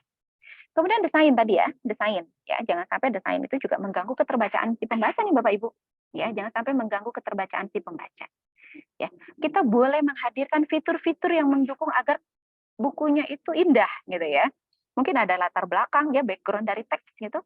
Boleh-boleh saja, tapi dengan catatan tidak mengganggu keterbacaan dan kejelahan. Setelah satu lagi adalah gaya selingkuh. Bapak Ibu, di dalam satu lingkungan penerbitan ada yang disebut dengan gaya selingkuh, bukan selingkuh, bukan. Selingkuh ya.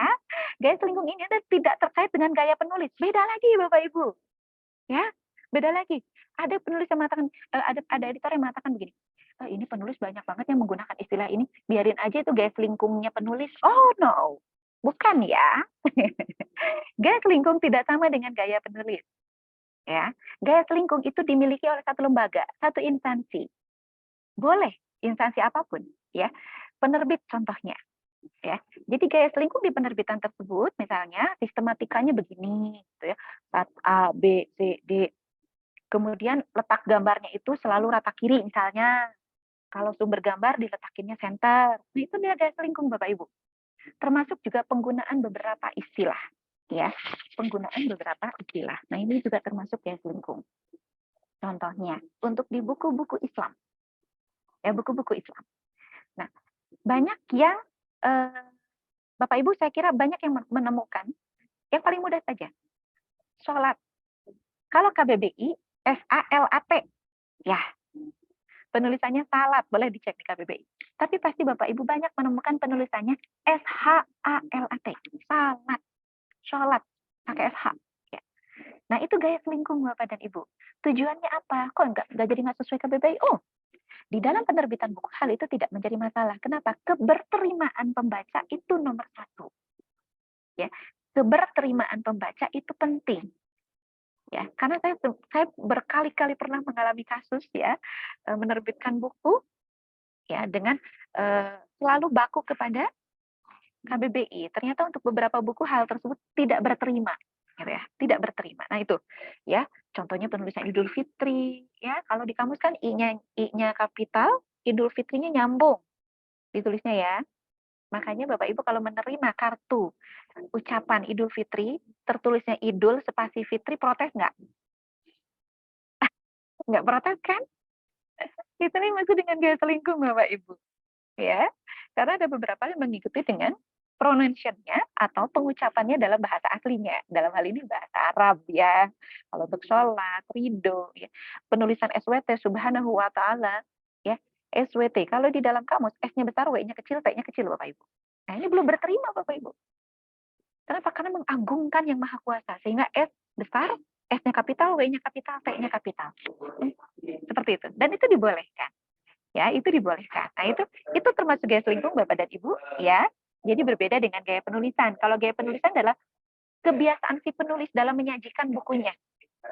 Ya, beberapa pilihan kata juga menentukan gaya penulisannya dia. Begitu.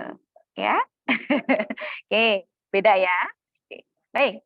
Nah, aspek yang disunting apa saja Bapak Ibu? Nah, ini tadi sudah sedikit saya ulas ya Bapak Ibu. Ada keterbacaan dan kejelahan. Keterbacaan berarti mudah dibaca, mudah dipahami, ya, tidak multitafsir. Lalu yang dimaksud dengan kejelahan, segala aspek visual yang mendukung keterbacaan, mulai dari pilihan fontnya, ya, jenis hurufnya, bagaimana cara mendesainnya, pilihan warnanya. Ini mempengaruhi pada keterbacaan. Ya, semakin bagus font yang dipilih, ya, maka akan memudahkan pembaca untuk memahaminya, ya, karena cepat dia bacanya, ya.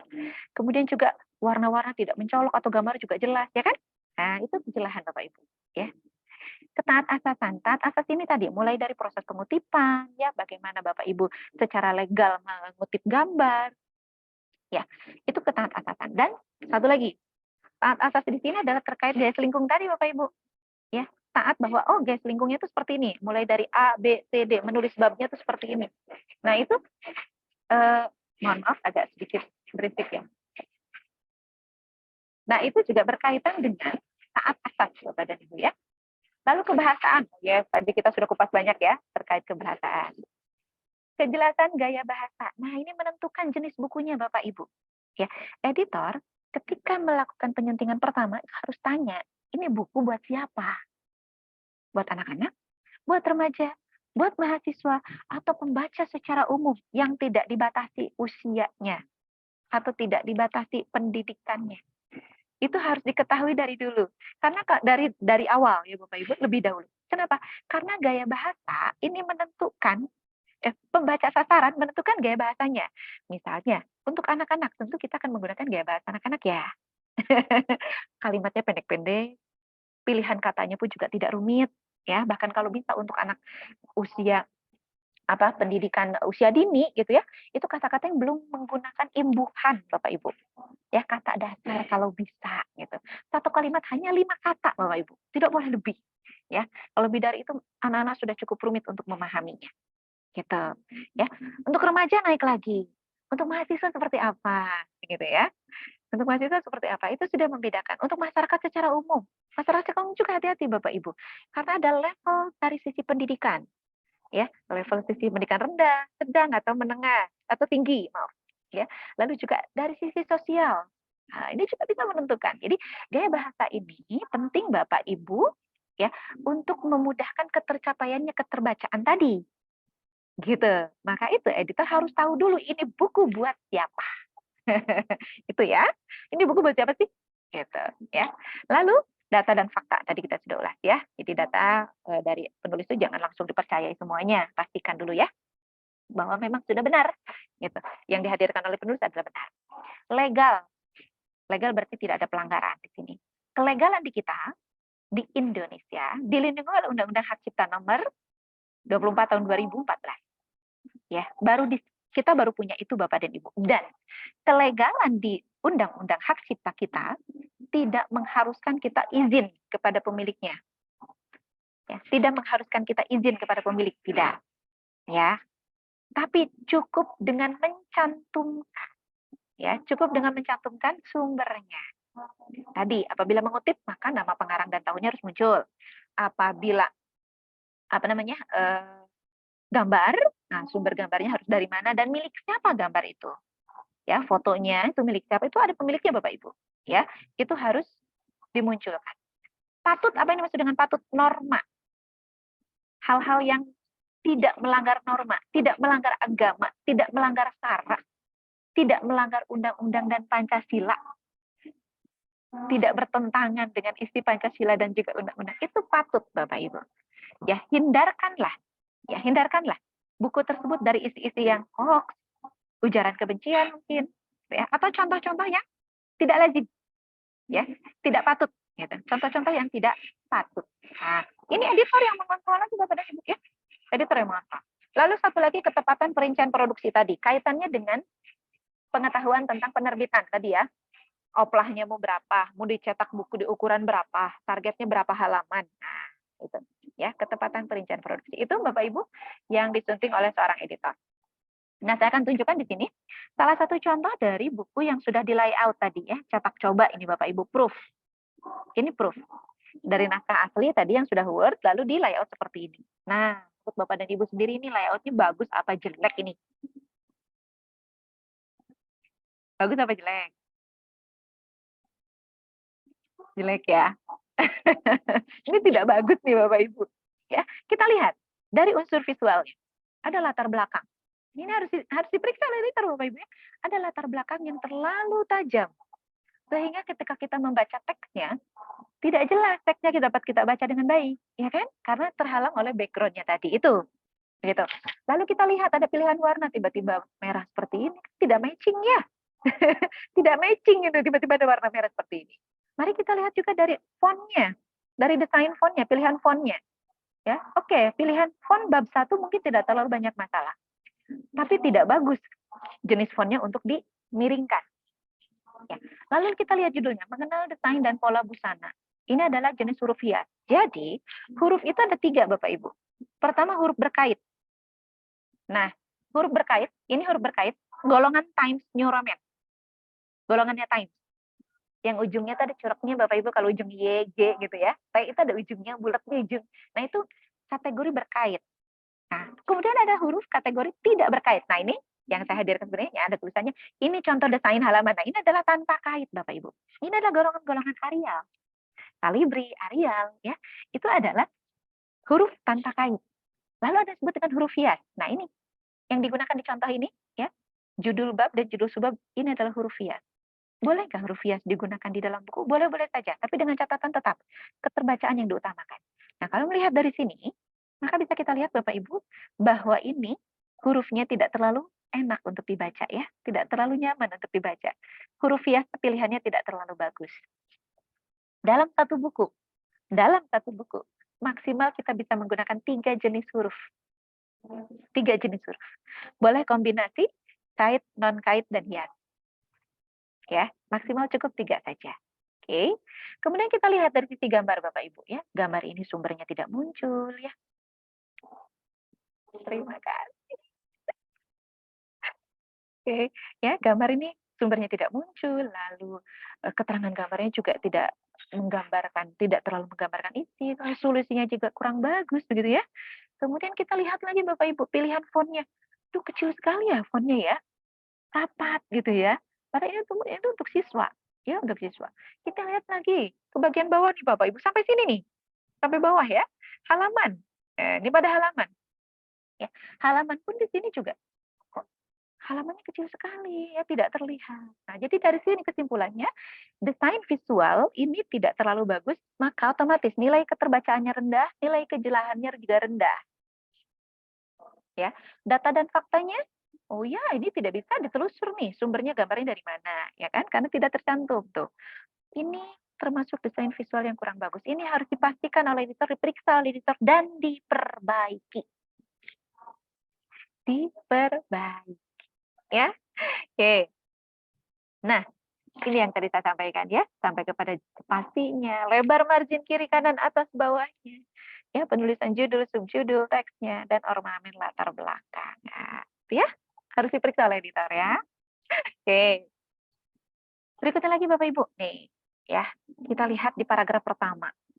Paragraf pertama, ini adalah kesepakatan internasional Bapak dan Ibu ya. Bahwa untuk paragraf pertama ini tidak menjorok atau tidak bertakuk. Ya, lurus. Lurus ya. Lalu mulai menjorok itu mulai dari paragraf kedua. Ya.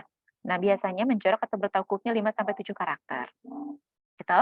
Ini sampai seperti ini loh Bapak Ibu, diperhatikan oleh editor ya. Karena kalau tidak nanti bukunya tidak terlalu bagus. Itu sama seperti halnya kita mau mendandani putra-putri kita ya, putri terutama putri ya, Bapak Ibu punya anak putri gitu ya. Kita dandani supaya cantik ya kan. Kita berikan pita, baju yang bagus. Nah, buku juga demikian. Ya, jadi kalau saya kadang mengatakan bahwa editor itu adalah penata rias, penata rias buku, penata rias buku. Next, Bapak Ibu, yang diperhatikan lagi nih, jarak dari paragraf terakhir ke subbab, ya, ke A nih. Nah, ini jaraknya harus lebih lebar dibandingkan dari judul subbab ke paragraf berikutnya, ke paragraf pertama. Ini jaraknya harus lebih lebar. Ya, tuh ya. Nah, Bapak Ibu sering menemukan seperti ini enggak? Tiba-tiba hanya satu baris aja. Ya, baik di halaman genap ataupun di halaman ganjil. Ini disebutnya orpan dan wido. Ya, orpan dan wido. Nah, baris yang sebatang kara ini ya, satu baris ini disebutnya dengan baris sebatang kara. Bapak Ibu, disebutnya baris sebatang kara, sendirian. Nah, Bapak Ibu, kalau kita sendirian kan sedih ya. Juga begitu Bapak Ibu. Jadi jangan biarkan kalimat ini sendirian. Minimal dalam satu ketika beralih halaman ya, minimal di sini ada 3 baris Bapak Ibu. Bukan 3 kalimat ya. 3 baris. 3 baris ini boleh 3 kalimat, boleh tidak. Misalnya hanya 2 baris, 2 kalimat potong boleh juga. Yang terpenting di sini hanya adalah minimal 3 baris. Ya. Di halaman berikutnya 3 baris atau di halaman sebelumnya 3 baris. Ya, jadi jangan dibiarkan sendirian. Kalau biar sendiri, coba tanya yang jomblo, Pak, Bu. Pasti sedih sendirian terus. Nah, teks juga begitu. Ya, jangan dibiarkan dia sendirian. Ya, minimal 3 baris, 3 baris. Di halaman ganjil 3 baris, atau di halaman genapnya pun juga minimal 3 baris. Ya, nah itu sampai seperti itu disunting Bapak Ibu ya. Untuk gambar, yang harus Bapak Ibu sunting ada judul gambar atau keterangan gambar. Ya, ada sumber gambar dan resolusi gambar. Pastikan resolusi gambar ini baik. Apalagi jika gambarnya berwarna. Ya, kenapa? Karena gambar ini berisi informasi Bapak Ibu. Maka informasinya harus dapat ditangkap dengan baik oleh si pembaca. Maksudnya apa? Ngeblur-ngeblur begini ya. Nah, jangan sampai ya. Jadi semua detail dari bagian yang ada di gambar harus dapat ditangkap dengan baik oleh mata pembaca. Itu apalagi jika gambar itu dijelaskan. Gambar fungsinya ada 3 Bapak Ibu. Pertama, gambar wajib ada karena dijelaskan. Dijelaskan, ya. Maka dia harus ada. Jadi misalnya gambar diagram atau gambar alur alur air gitu ya, daur air. Itu kan dijelaskan ya Bapak Ibu. Maka gambar itu wajib ada. Ya, wajib ada. Kedua, gambar itu menjelaskan. Menjelaskan. Fungsinya terbalik. Kalau tadi gambar dijelaskan lalu di bawahnya ada teks atau paragrafnya yang menjelaskan isi gambar. Atau yang kedua, gambar itu menjelaskan. Menjelaskan apa? Menjelaskan teksnya. Jadi teksnya dulu, lalu direpresentasikan ke dalam bentuk gambar. Agar pembaca lebih jelas memahami teksnya. Tujuannya itu. Ya. Oke. Lalu ketiga, hiburan. Loh, kok ada gambar fungsinya hiburan, Mbak Erik? Ada Bapak Ibu. Ya. Bapak Ibu coba cek buku-buku yang mungkin selama ini Bapak Ibu gunakan. Berapa persen gambar yang digunakan di dalam buku itu? Saya jenuh kadang-kadang Bapak Ibu. Terus. Dalam satu bab kadang-kadang tidak ditemukan satu pun gambar. Nah, Bapak Ibu, gambar boleh untuk hiburan, tapi bukan hiburan yang gimana-gimana ya. Gambar tetap harus memperhatikan substansi dari paragraf atau teksnya tersebut. Ya, tidak boleh menyimpang dari itu. Meskipun sebetulnya gambar itu tidak perlu ada. Teks itu sudah cukup jelas dan tidak perlu ada gambar. Nah, tapi untuk menjeda kejenuhan dari pembaca, Bapak Ibu silakan menghadirkan gambar sebagai hiburan matanya. Ya, menurunkan kelelahan dari melihat teks gitu ya. Nah, ada hiburan melihat gambar gitu ya. Tapi tentunya bukan gambar foto diri kita ya Bapak Ibu. Ya, tapi gambar yang sesuai dengan isi pembahasannya, ya. Sumber gambar, perhatikan ya Bapak Ibu. Bapak Ibu lihat di gambar itu biasanya di bawahnya ada pemilik fotonya. Ya, nanti saya akan coba tunjukkan, mudah-mudahan cukup waktunya ya. Bagaimana menuliskan sumber gambar yang benar. Ya, gambar-gambar. Ada nggak yang suka menuliskan gambarnya begini? Dokumen pribadi. Ada ya? Dokumen pribadinya siapa Bapak Ibu? Pribadi saya, pribadi Bu Firda, atau pribadinya Pak Indra? Pribadi siapa? Nah, tidak terdefinisi. Ketika bahayanya adalah ketika gambar tersebut nanti disitasi lagi oleh orang lain. Orang lain itu harus menuliskan siapa? Gak jelas ya. Nanti dia akui lagi dengan menuliskan dokumen pribadi. Padahal foto itu adalah milik kita. Nah, ya. Ya nanti kita contohkan Bapak Ibu ya. Keterangan gambar atau sumber gambar, maaf judul gambar, ini harus merepresentasikan isi gambar. Jadi kalau gambar misalnya gambarnya pencemaran lingkungan, ya jangan menuliskan pencemaran lingkungan saja Bapak Ibu. Keterangan gambar. Gambar 1.1 pencemaran lingkungan. Padahal di bawahnya menceritakan pencemaran lingkungan yang terjadi di Kota Surabaya. Ya berikan penjelasan. Pencemaran lingkungan di Kota Surabaya semakin mengkhawatirkan misalnya. Gitu ya. Jadi keterangan gambar itu bukan sesingkat-singkatnya gitu ya, tapi justru sejelas-jelasnya. Dengan catatan, bukan berarti karena harus sejelas-jelasnya selalu berbaris-baris keterangan gambarnya atau judul gambarnya, tidak ya. Dengan sesingkat-singkatnya tapi jelas merepresentasikan isi dari gambar tersebut ya. Oke. Berikutnya Bapak Ibu, sangat ya, konsistensi. Jadi desain tadi Bapak Ibu ya yang saya contohkan tadi di depan ya, itu harus konsisten mulai dari bab 1, bab 2, bab 3 itu harus konsisten seperti itu. Jangan beda-beda. Ya, jangan beda-beda. Gitu. Pilihan huruf dari bab 1 sampai dengan bab terakhir ya sama. Ya, letak babnya itu selalu diganjil, itu selalu seterusnya dimulai di halaman ganjil. Gitu. Itu yang dimaksud dengan konsistensi gaya desain. Gaya selingkuh tentunya ini bergantung kepada penerbitannya masing-masing ya, karena tadi itu gaya selingkuh adalah gaya yang dimiliki oleh sebuah lembaga, sebuah instansi. Gitu. Maka itu Bapak Ibu ketika akan menyunting harus tanya dulu gaya selingkuh di situ gimana sih gitu ya. Gaya selingkuhnya seperti apa sih? Nah, itu harus diterapkan secara konsisten mulai dari bab 1 sampai dengan bab akhir. Ya. Penggunaan istilah tadi ya, istilah ini Bapak Ibu, istilah asing, istilah yang dipadankan, ya, ada istilah asing dan ada istilah yang sudah dipadankan. Oke, aturan penggunaan istilah. Istilah jika istilah tersebut belum ada padanannya atau padanannya belum disepakati oleh para ahli, Bapak Ibu silahkan diperkenankan menggunakan istilah asingnya. Dengan kaidah penulisannya dituliskan italik atau miring. Ya. Kedua, ada istilah yang sudah ada padanannya. Cek padanannya. Apakah makna dari padanannya ini tidak berbeda jauh dengan istilah asingnya? Jika ternyata sudah aman, ya, artinya makna baik dalam istilah asing maupun makna di dalam padanan bahasa Indonesia ini tidak ada perbedaan, maka istilah tersebut silakan gunakan padanannya dalam bahasa Indonesia. Ya, sangat disarankan menggunakan padanannya dalam bahasa Indonesia. Gitu. Itu Bapak Ibu ya, penggunaan istilah. Jadi silakan Bapak Ibu, ini adalah ada otonominya ya, otonomi dari si penulis nih, ya. Namun tentunya apabila sudah ada padanannya dalam bahasa Indonesia sangat disarankan menggunakan padanannya dalam bahasa Indonesia, ya. Karena yang kita tulis bahasa Indonesia tentunya. Definisikan dulu di awal, istilah asingnya apa, padanannya apa. Lalu secara konsisten digunakan sampai belakang. Gitu. Ya. Oke. Nah, ini penyajian di buku Bapak Ibu, ya. Jadi kalau penyajian di buku mungkin berbeda dengan penyajian di karya ilmiah. Nah, ini harus konsisten. A, ini adalah untuk subbab. Ya, ini bab 1 maaf. Ya, lalu A untuk subbab, lalu 1 untuk anak subbab A, 2 untuk anak subbab A. Apabila subbab ini memiliki anak lagi maka A kecil, apabila A kecil ini memiliki anak lagi maka 1 kurung, 2 kurung dan seterusnya. Dan ini tidak menjorok ke kanan terus ya Bapak Ibu. Ini saya tuliskan menjorok di sini supaya terlihat hierarkisnya. Ini bagian dari ini, gitu ya. Ini merupakan anak ini. Tapi kalau Bapak Ibu saat menyunting, saat membuat bukunya ini semua tetap di rata kiri ya. Tetap ada di kiri. Ya, tetap ada di kiri gitu.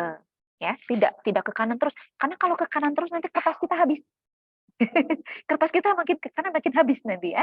Nah, tidak ya, tidak ke kanan terus, kita tetap berada di kiri ya. Nah, ini seperti ini buku Bapak Ibu. Ya, berbeda dengan penyajian karya ilmiah yang 1.1, 1.2, 1.2.1 gitu ya. Nah, itu karya ilmiah. Kalau ketika beralih ke buku, maka sistematikanya seperti ini. Dan ini harus konsisten dilakukan mulai dari bab 1 sampai dengan bab akhir. Oke? Lalu apalagi Bapak Ibu yang konsisten sini? Ini judul di bawah ini Bapak Ibu, yang bawah yang saya lingkar ini, kita mengenalnya mungkin dengan sebutan footer. Saya kenalkan istilah baru, judul lelar. Ya, judul lelar atau judul pelari. Nah, ya, ini ada di halaman genap dan ada juga di halaman ganjil. Ini salah satu contohnya, Bapak Ibu boleh memilih salah satu dari alternatif ini. Nah, ini termasuk gaya selingkuh Bapak Ibu. Ya, di penerbitannya itu kalau membuat judul lelar itu di halaman ganjilnya apa, di halaman genapnya apa, atau footernya ya, gitu. Nah, ini menjadi pilihan. Ya, karena menjadi pilihan maka silakan gaya selingkuhnya tanyakan sama penerbitnya. Ya, ini Bapak Ibu sebagai judul lab ya atau running title. Oke, kebahasaan. Nah, mengapa bahasa yang disunting? Karena tulisan. Yang kita baca adalah tulisan. Tulisan berisi simbol-simbol yang disebut dengan bahasa. Ya, A, B, C, D itu adalah simbol, Bapak Ibu ya. Nah, itu adalah simbol ya, yang ketika dirangkai akan menjadi sebuah bahasa. Nah, kenapa harus disunting? Karena bahasa di dalam buku berbeda dengan bahasa lisan. Bahasa tulisan berbeda dengan bahasa lisan. Bahasa lisan mungkin hanya memperhatikan konteksnya saja. Tapi kalau di bahasa tulisan ada dua hal, baik dan benar. Jadi bahasa tulisan harus baik dan benar. Kalau bahasa lisan mungkin baik saja cukup Bapak Ibu. Ya, kita tidak perlu memperhatikan kaidah-kaidah kebahasaan secara saklek gitu ya. Tapi kalau di bahasa tulisan nggak bisa. Harus baik dan benar, ini nggak bisa dipisahkan. Ya, bahkan satu lagi, logika. Ya, logis Bapak Ibu. Oke, apa yang dimaksud dengan baik? Baik di sini adalah sesuai dengan konteksnya. Jadi konteksnya buku ajar, maka sajian bahasanya pun juga buku ajar. Konteks pembacanya adalah mahasiswa, maka sajian pilihan bahasanya pun juga untuk mahasiswa. Konteks. Sesuai dengan situasi. Situasinya apa kalau di dalam naskah? Pembaca sasaran dan jenis bukunya. Lalu apa yang dimaksud dengan benar? Sesuai dengan standar dan kaidah, Bapak Ibu. Sesuai dengan standar dan kaidah. Standar dan kaidah kita rujukannya kemana? KBBI. Maaf nih masih PWBI, lupa saya ganti. EYD kalau sekarang balik lagi ke EYD Bapak Ibu. Sejak September kemarin. EYD edisi 5. Ya, ejaan yang disempurnakan edisi 5. Silakan diakses ya, ada sudah banyak di Google. Ya, sudah bisa diakses. EYD edisi 5. Lalu kalau mau lebih jauh Bapak Ibu bisa ke Tata Bahasa Baku Bahasa Indonesia. Tapi ya cukuplah dengan EYD dan dengan KBBI itu sudah lebih dari cukup. Gitu ya. Itu harus sesuai dengan standar dan kaidah itu. Ya, jadi bagaimana menulis di ketika bertemu kata tempat begitu ya. Bagaimana sebuah kata tanggung jawab, misalnya kata tanggung jawab diberikan imbuhan di awal dan di akhir. Apakah ditulisnya masih terpisah atau menjadi menyatu dan harus bagaimana menulisnya? Itu adalah menulis baik dan benar, Bapak Ibu ya, menulis dengan benar. Jadi berbeda sekali. Bahasa lisan hanya memperhatikan baik, bahasa tulisan baik dan benar. Ya, oke. Nah, inilah Bapak Ibu cakupan penyuntingan bahasa. Ya, tadi diksi. Ya, acuh. Nah, ini paling sering banget saya jadikan contoh nih Bapak Ibu karena sering banget salah ya bahasa lisan kita. Ih, Mbak Firda acuh banget sih hari ini Mas saya. Apa Pak artinya di sini Bapak Ibu acuh? Analoginya kemana? Cuek ya. Mbak Firda cuek banget sama saya hari ini. Padahal Bapak Ibu silakan cek di KBBI. Acuh itu artinya peduli. Peduli, berarti Mbak Firda itu seharian ini peduli sama saya, perhatian. Jadi kalau mau bilang cuek, tak acuh. Senonoh. Senonoh seringkali kita menganggapnya itu artinya tidak sopan. Padahal senonoh itu sopan, Bapak Ibu. Nah, jadi monggo. Jadi jangan sampai salah memilih diksi. Kenapa? Karena artinya nanti salah juga. Ya, jadi kalau Bapak Ibu ragu tentang maknanya, silakan cek KBBI ya. Kata bentukan, ini ada di ayat ini Bapak Ibu ya.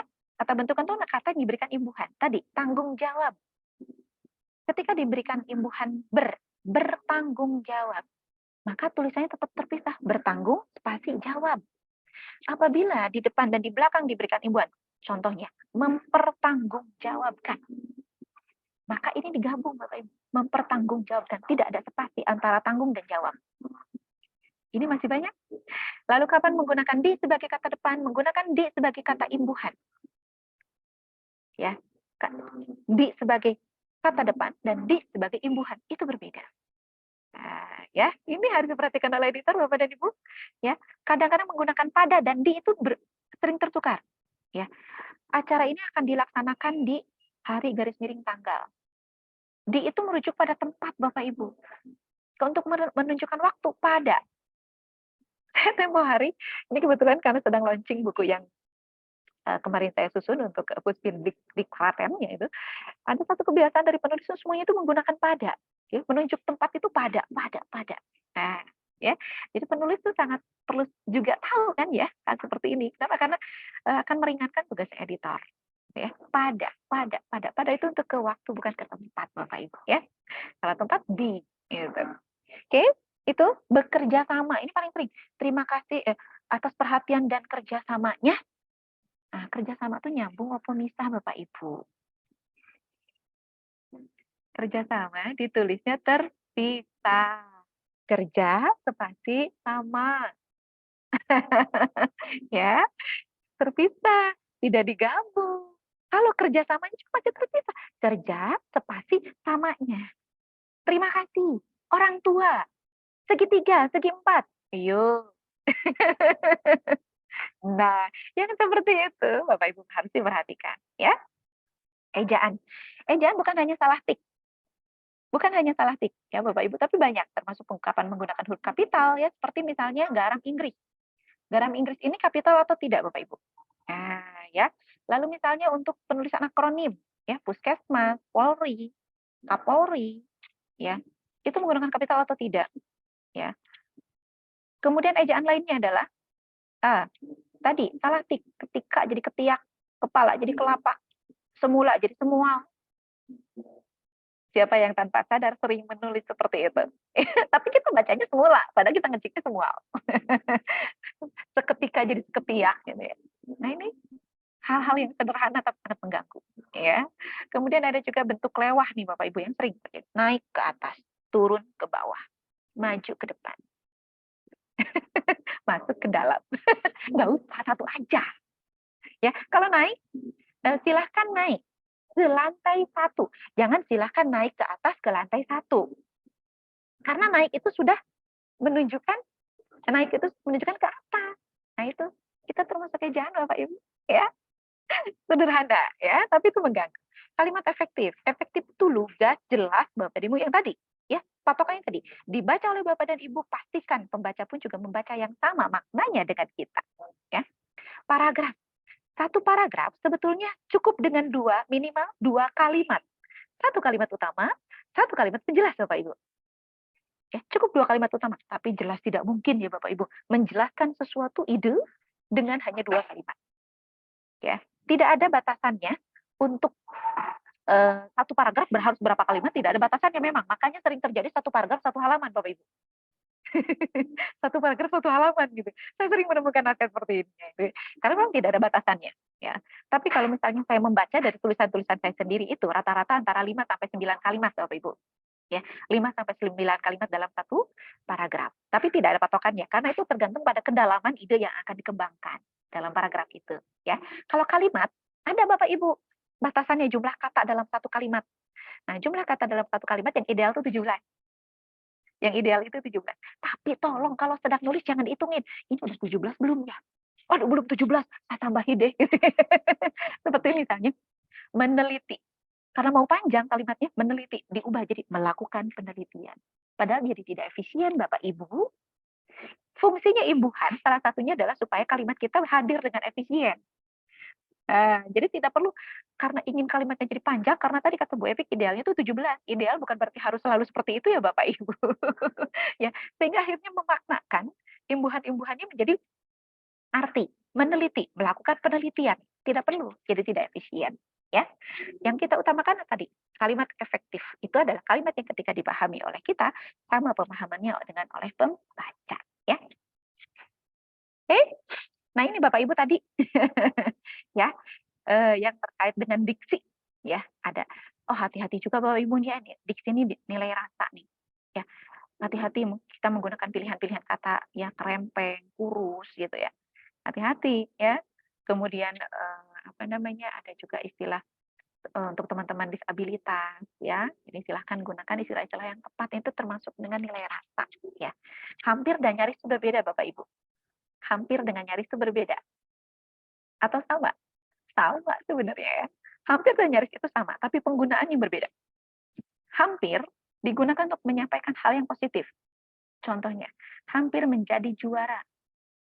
Kalau nyaris digunakan untuk menyampaikan hal yang negatif. Contohnya, nyaris terserempet mobil.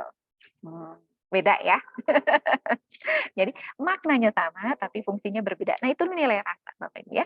Kata baku non baku silahkan lihat KBBI. Nuansa makna tadi ya, acuh, senonoh itu nuansa makna. Penggunaan istilah penggabungan kata sudah ya. Nah, oke. Ejaan tadi Bapak Ibu ini juga sudah disunting, sudah disampaikan. Silakan Bapak Ibu lihat sini. Penulisan angka hati-hati. RP 2000. Jangan pakai titik RP-nya. R-nya kecil, R-nya besar, P-nya kecil, tanpa spasi dan tanpa titik. Saya masih sering menemukan yang menggunakan titik, ya, tanpa titik. Tanpa titik. RP, R besar, P kecil, 1 titik. 0, 0, 0. Kalau 1000 ya. Koma. 0, 0. Bukan koma strip. Karena strip tidak ada maknanya. 0, 0 itu ada maknanya sen. Ya. Hati-hati untuk penulisan angka. Begitu juga nanti Bapak Ibu mungkin yang di kelompok sains, ya, yang di bidang sains. Nah, tolong perhatikan juga penggunaan satuan, ya, kilometer, hektar, ya. Masih banyak yang menggunakan H-nya besar, hektar, H. Padahal H kecil, A kecil, HA. Ya, gitu ya. Silakan, ada di sini Bapak Ibu ya. Oke. Menyunting kata bentukan, Bapak Ibu tadi sudah ya, kata berimbuhan yang tadi ya, bekerja sama, mempertanggungjawabkan, ya. Imbuhan di dengan kata depan di, nah itu tolong dibedakan. Nah, kalimat efektif juga sama, tadi sudah saya jelaskan ya. Harus lugas, tepat, jelas, hemat. Nah, jadi jangan tadi naik ke atas, turun ke bawah. Nah, itu seperti itu dihindarkan ya Bapak Ibu ya. Oke. Menyunting paragraf tadi juga sudah Bapak Ibu sudah saya jelaskan ya di depan. Nah, kurang lebih ini paparan lebih lengkapnya bisa Bapak Ibu nanti ulas sendiri ya. Gaya bahasa, nah ini ingat tadi gaya bahasa tidak terkait dengan gaya selingkung ya. Tapi terkait dengan buku ini untuk siapa, pembacanya, ya, jenis bukunya apa. Ya, karena berbeda jenis buku aja dengan jenis buku ilmiah populer beda loh Bapak Ibu ya. Gaya karena itu berbeda, maka gaya berbahasa yang kita sajikan pun juga otomatis berbeda ya. Oke, nah ini data dan fakta Bapak dan Ibu ya. Terkait legalitas, ya tadi juga sudah saya jelaskan secara garis besar di depan. Rujukannya ke sini, Undang-Undang Hak Cipta, ya. Yang terpenting kita mencantumkan sumbernya, tidak harus izin, ya Bapak Ibu. Kecuali memang fotonya gini, saya ambil foto di situ, kemudian saya tahu pengambil fotonya, lalu saya minta fotonya untuk digunakan oleh saya, gitu ya. Nah itu silakan izin karena kita mengenal orangnya langsung. Tapi apabila kita mengambilnya dari internet, nah itu tidak perlu, ya, tidak perlu izin. Tapi Bapak Ibu wajib mencantumkan sumbernya, ya. Meskipun gambar itu free, ya. Gambar sekarang kan banyak yang bebas ya Bapak Ibu ya. Tapi penggunaannya tetap harus Bapak Ibu cantumkan sumbernya. Oke.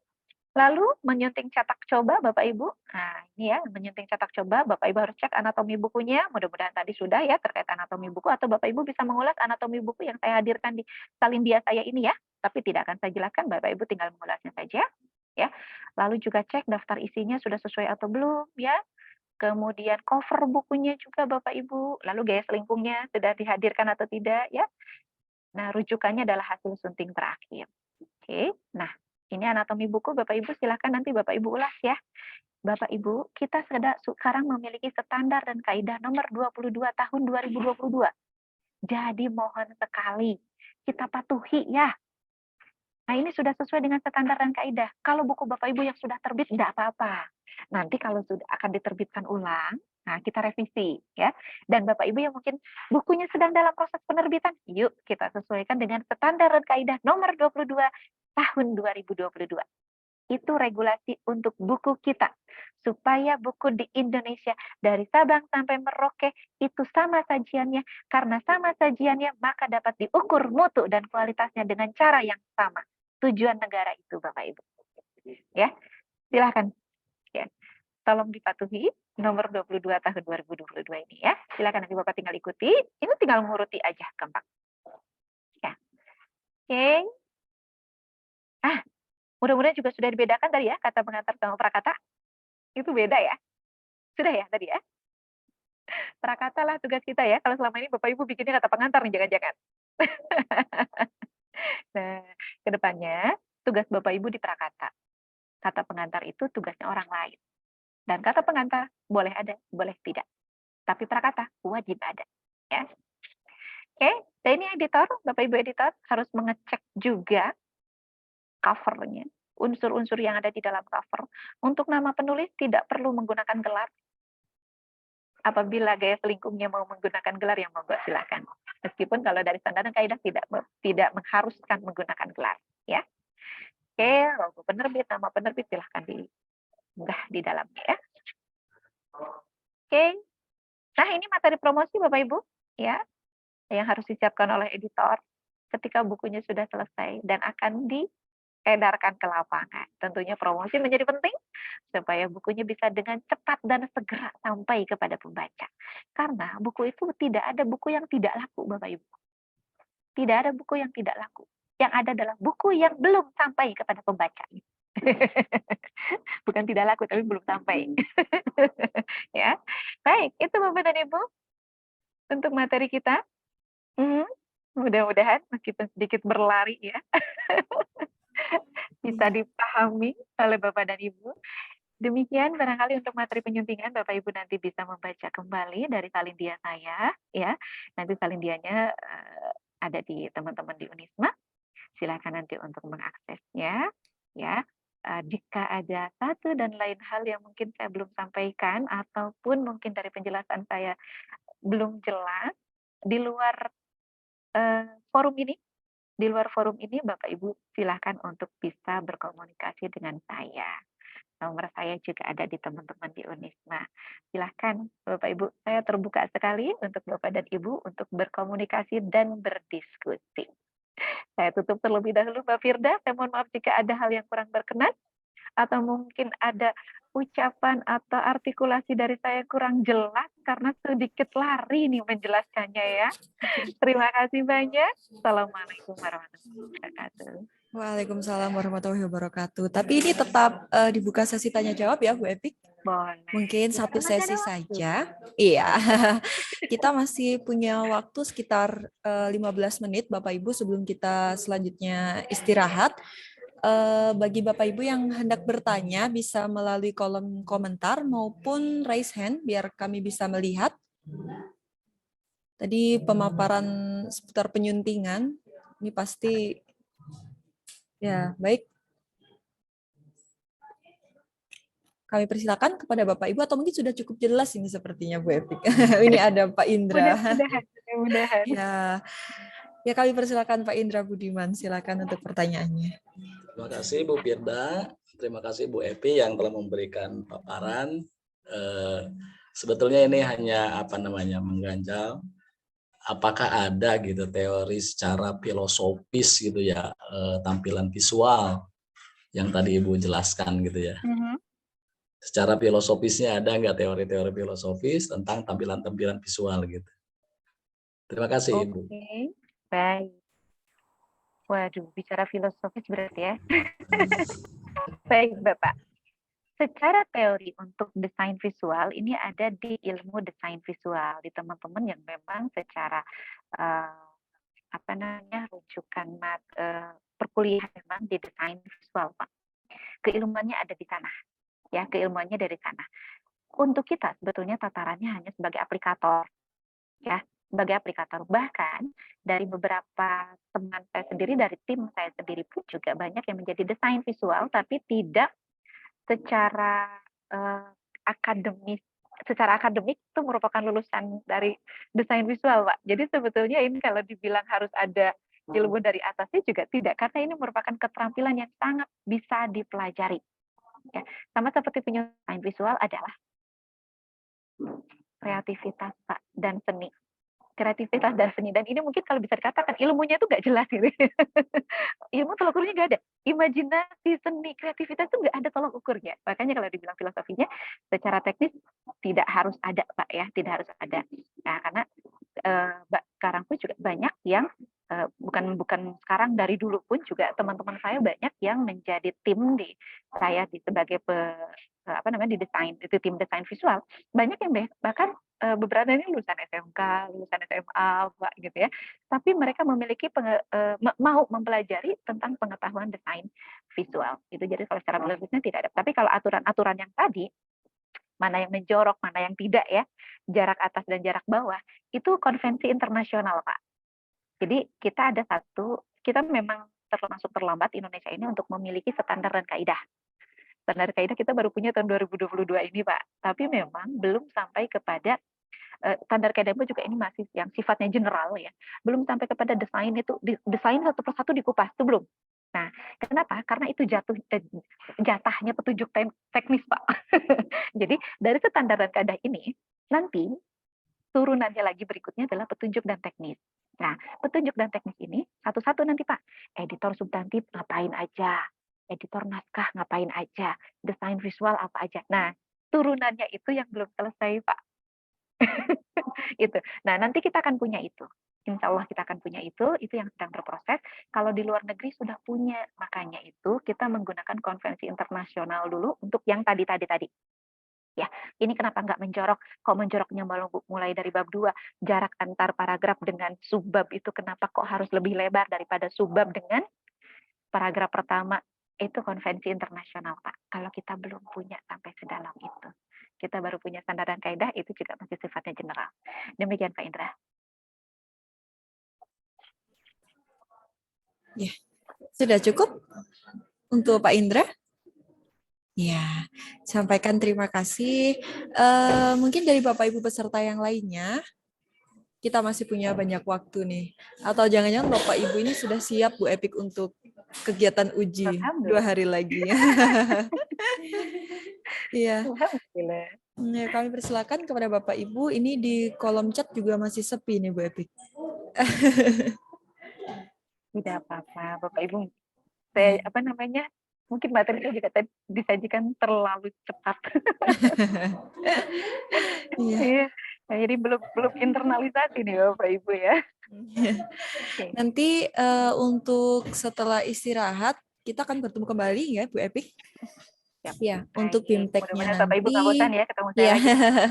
Untuk BIMTEK nanti setelah istirahat kita kembali bersama Ibu Epik, Bapak Ibu. Ya.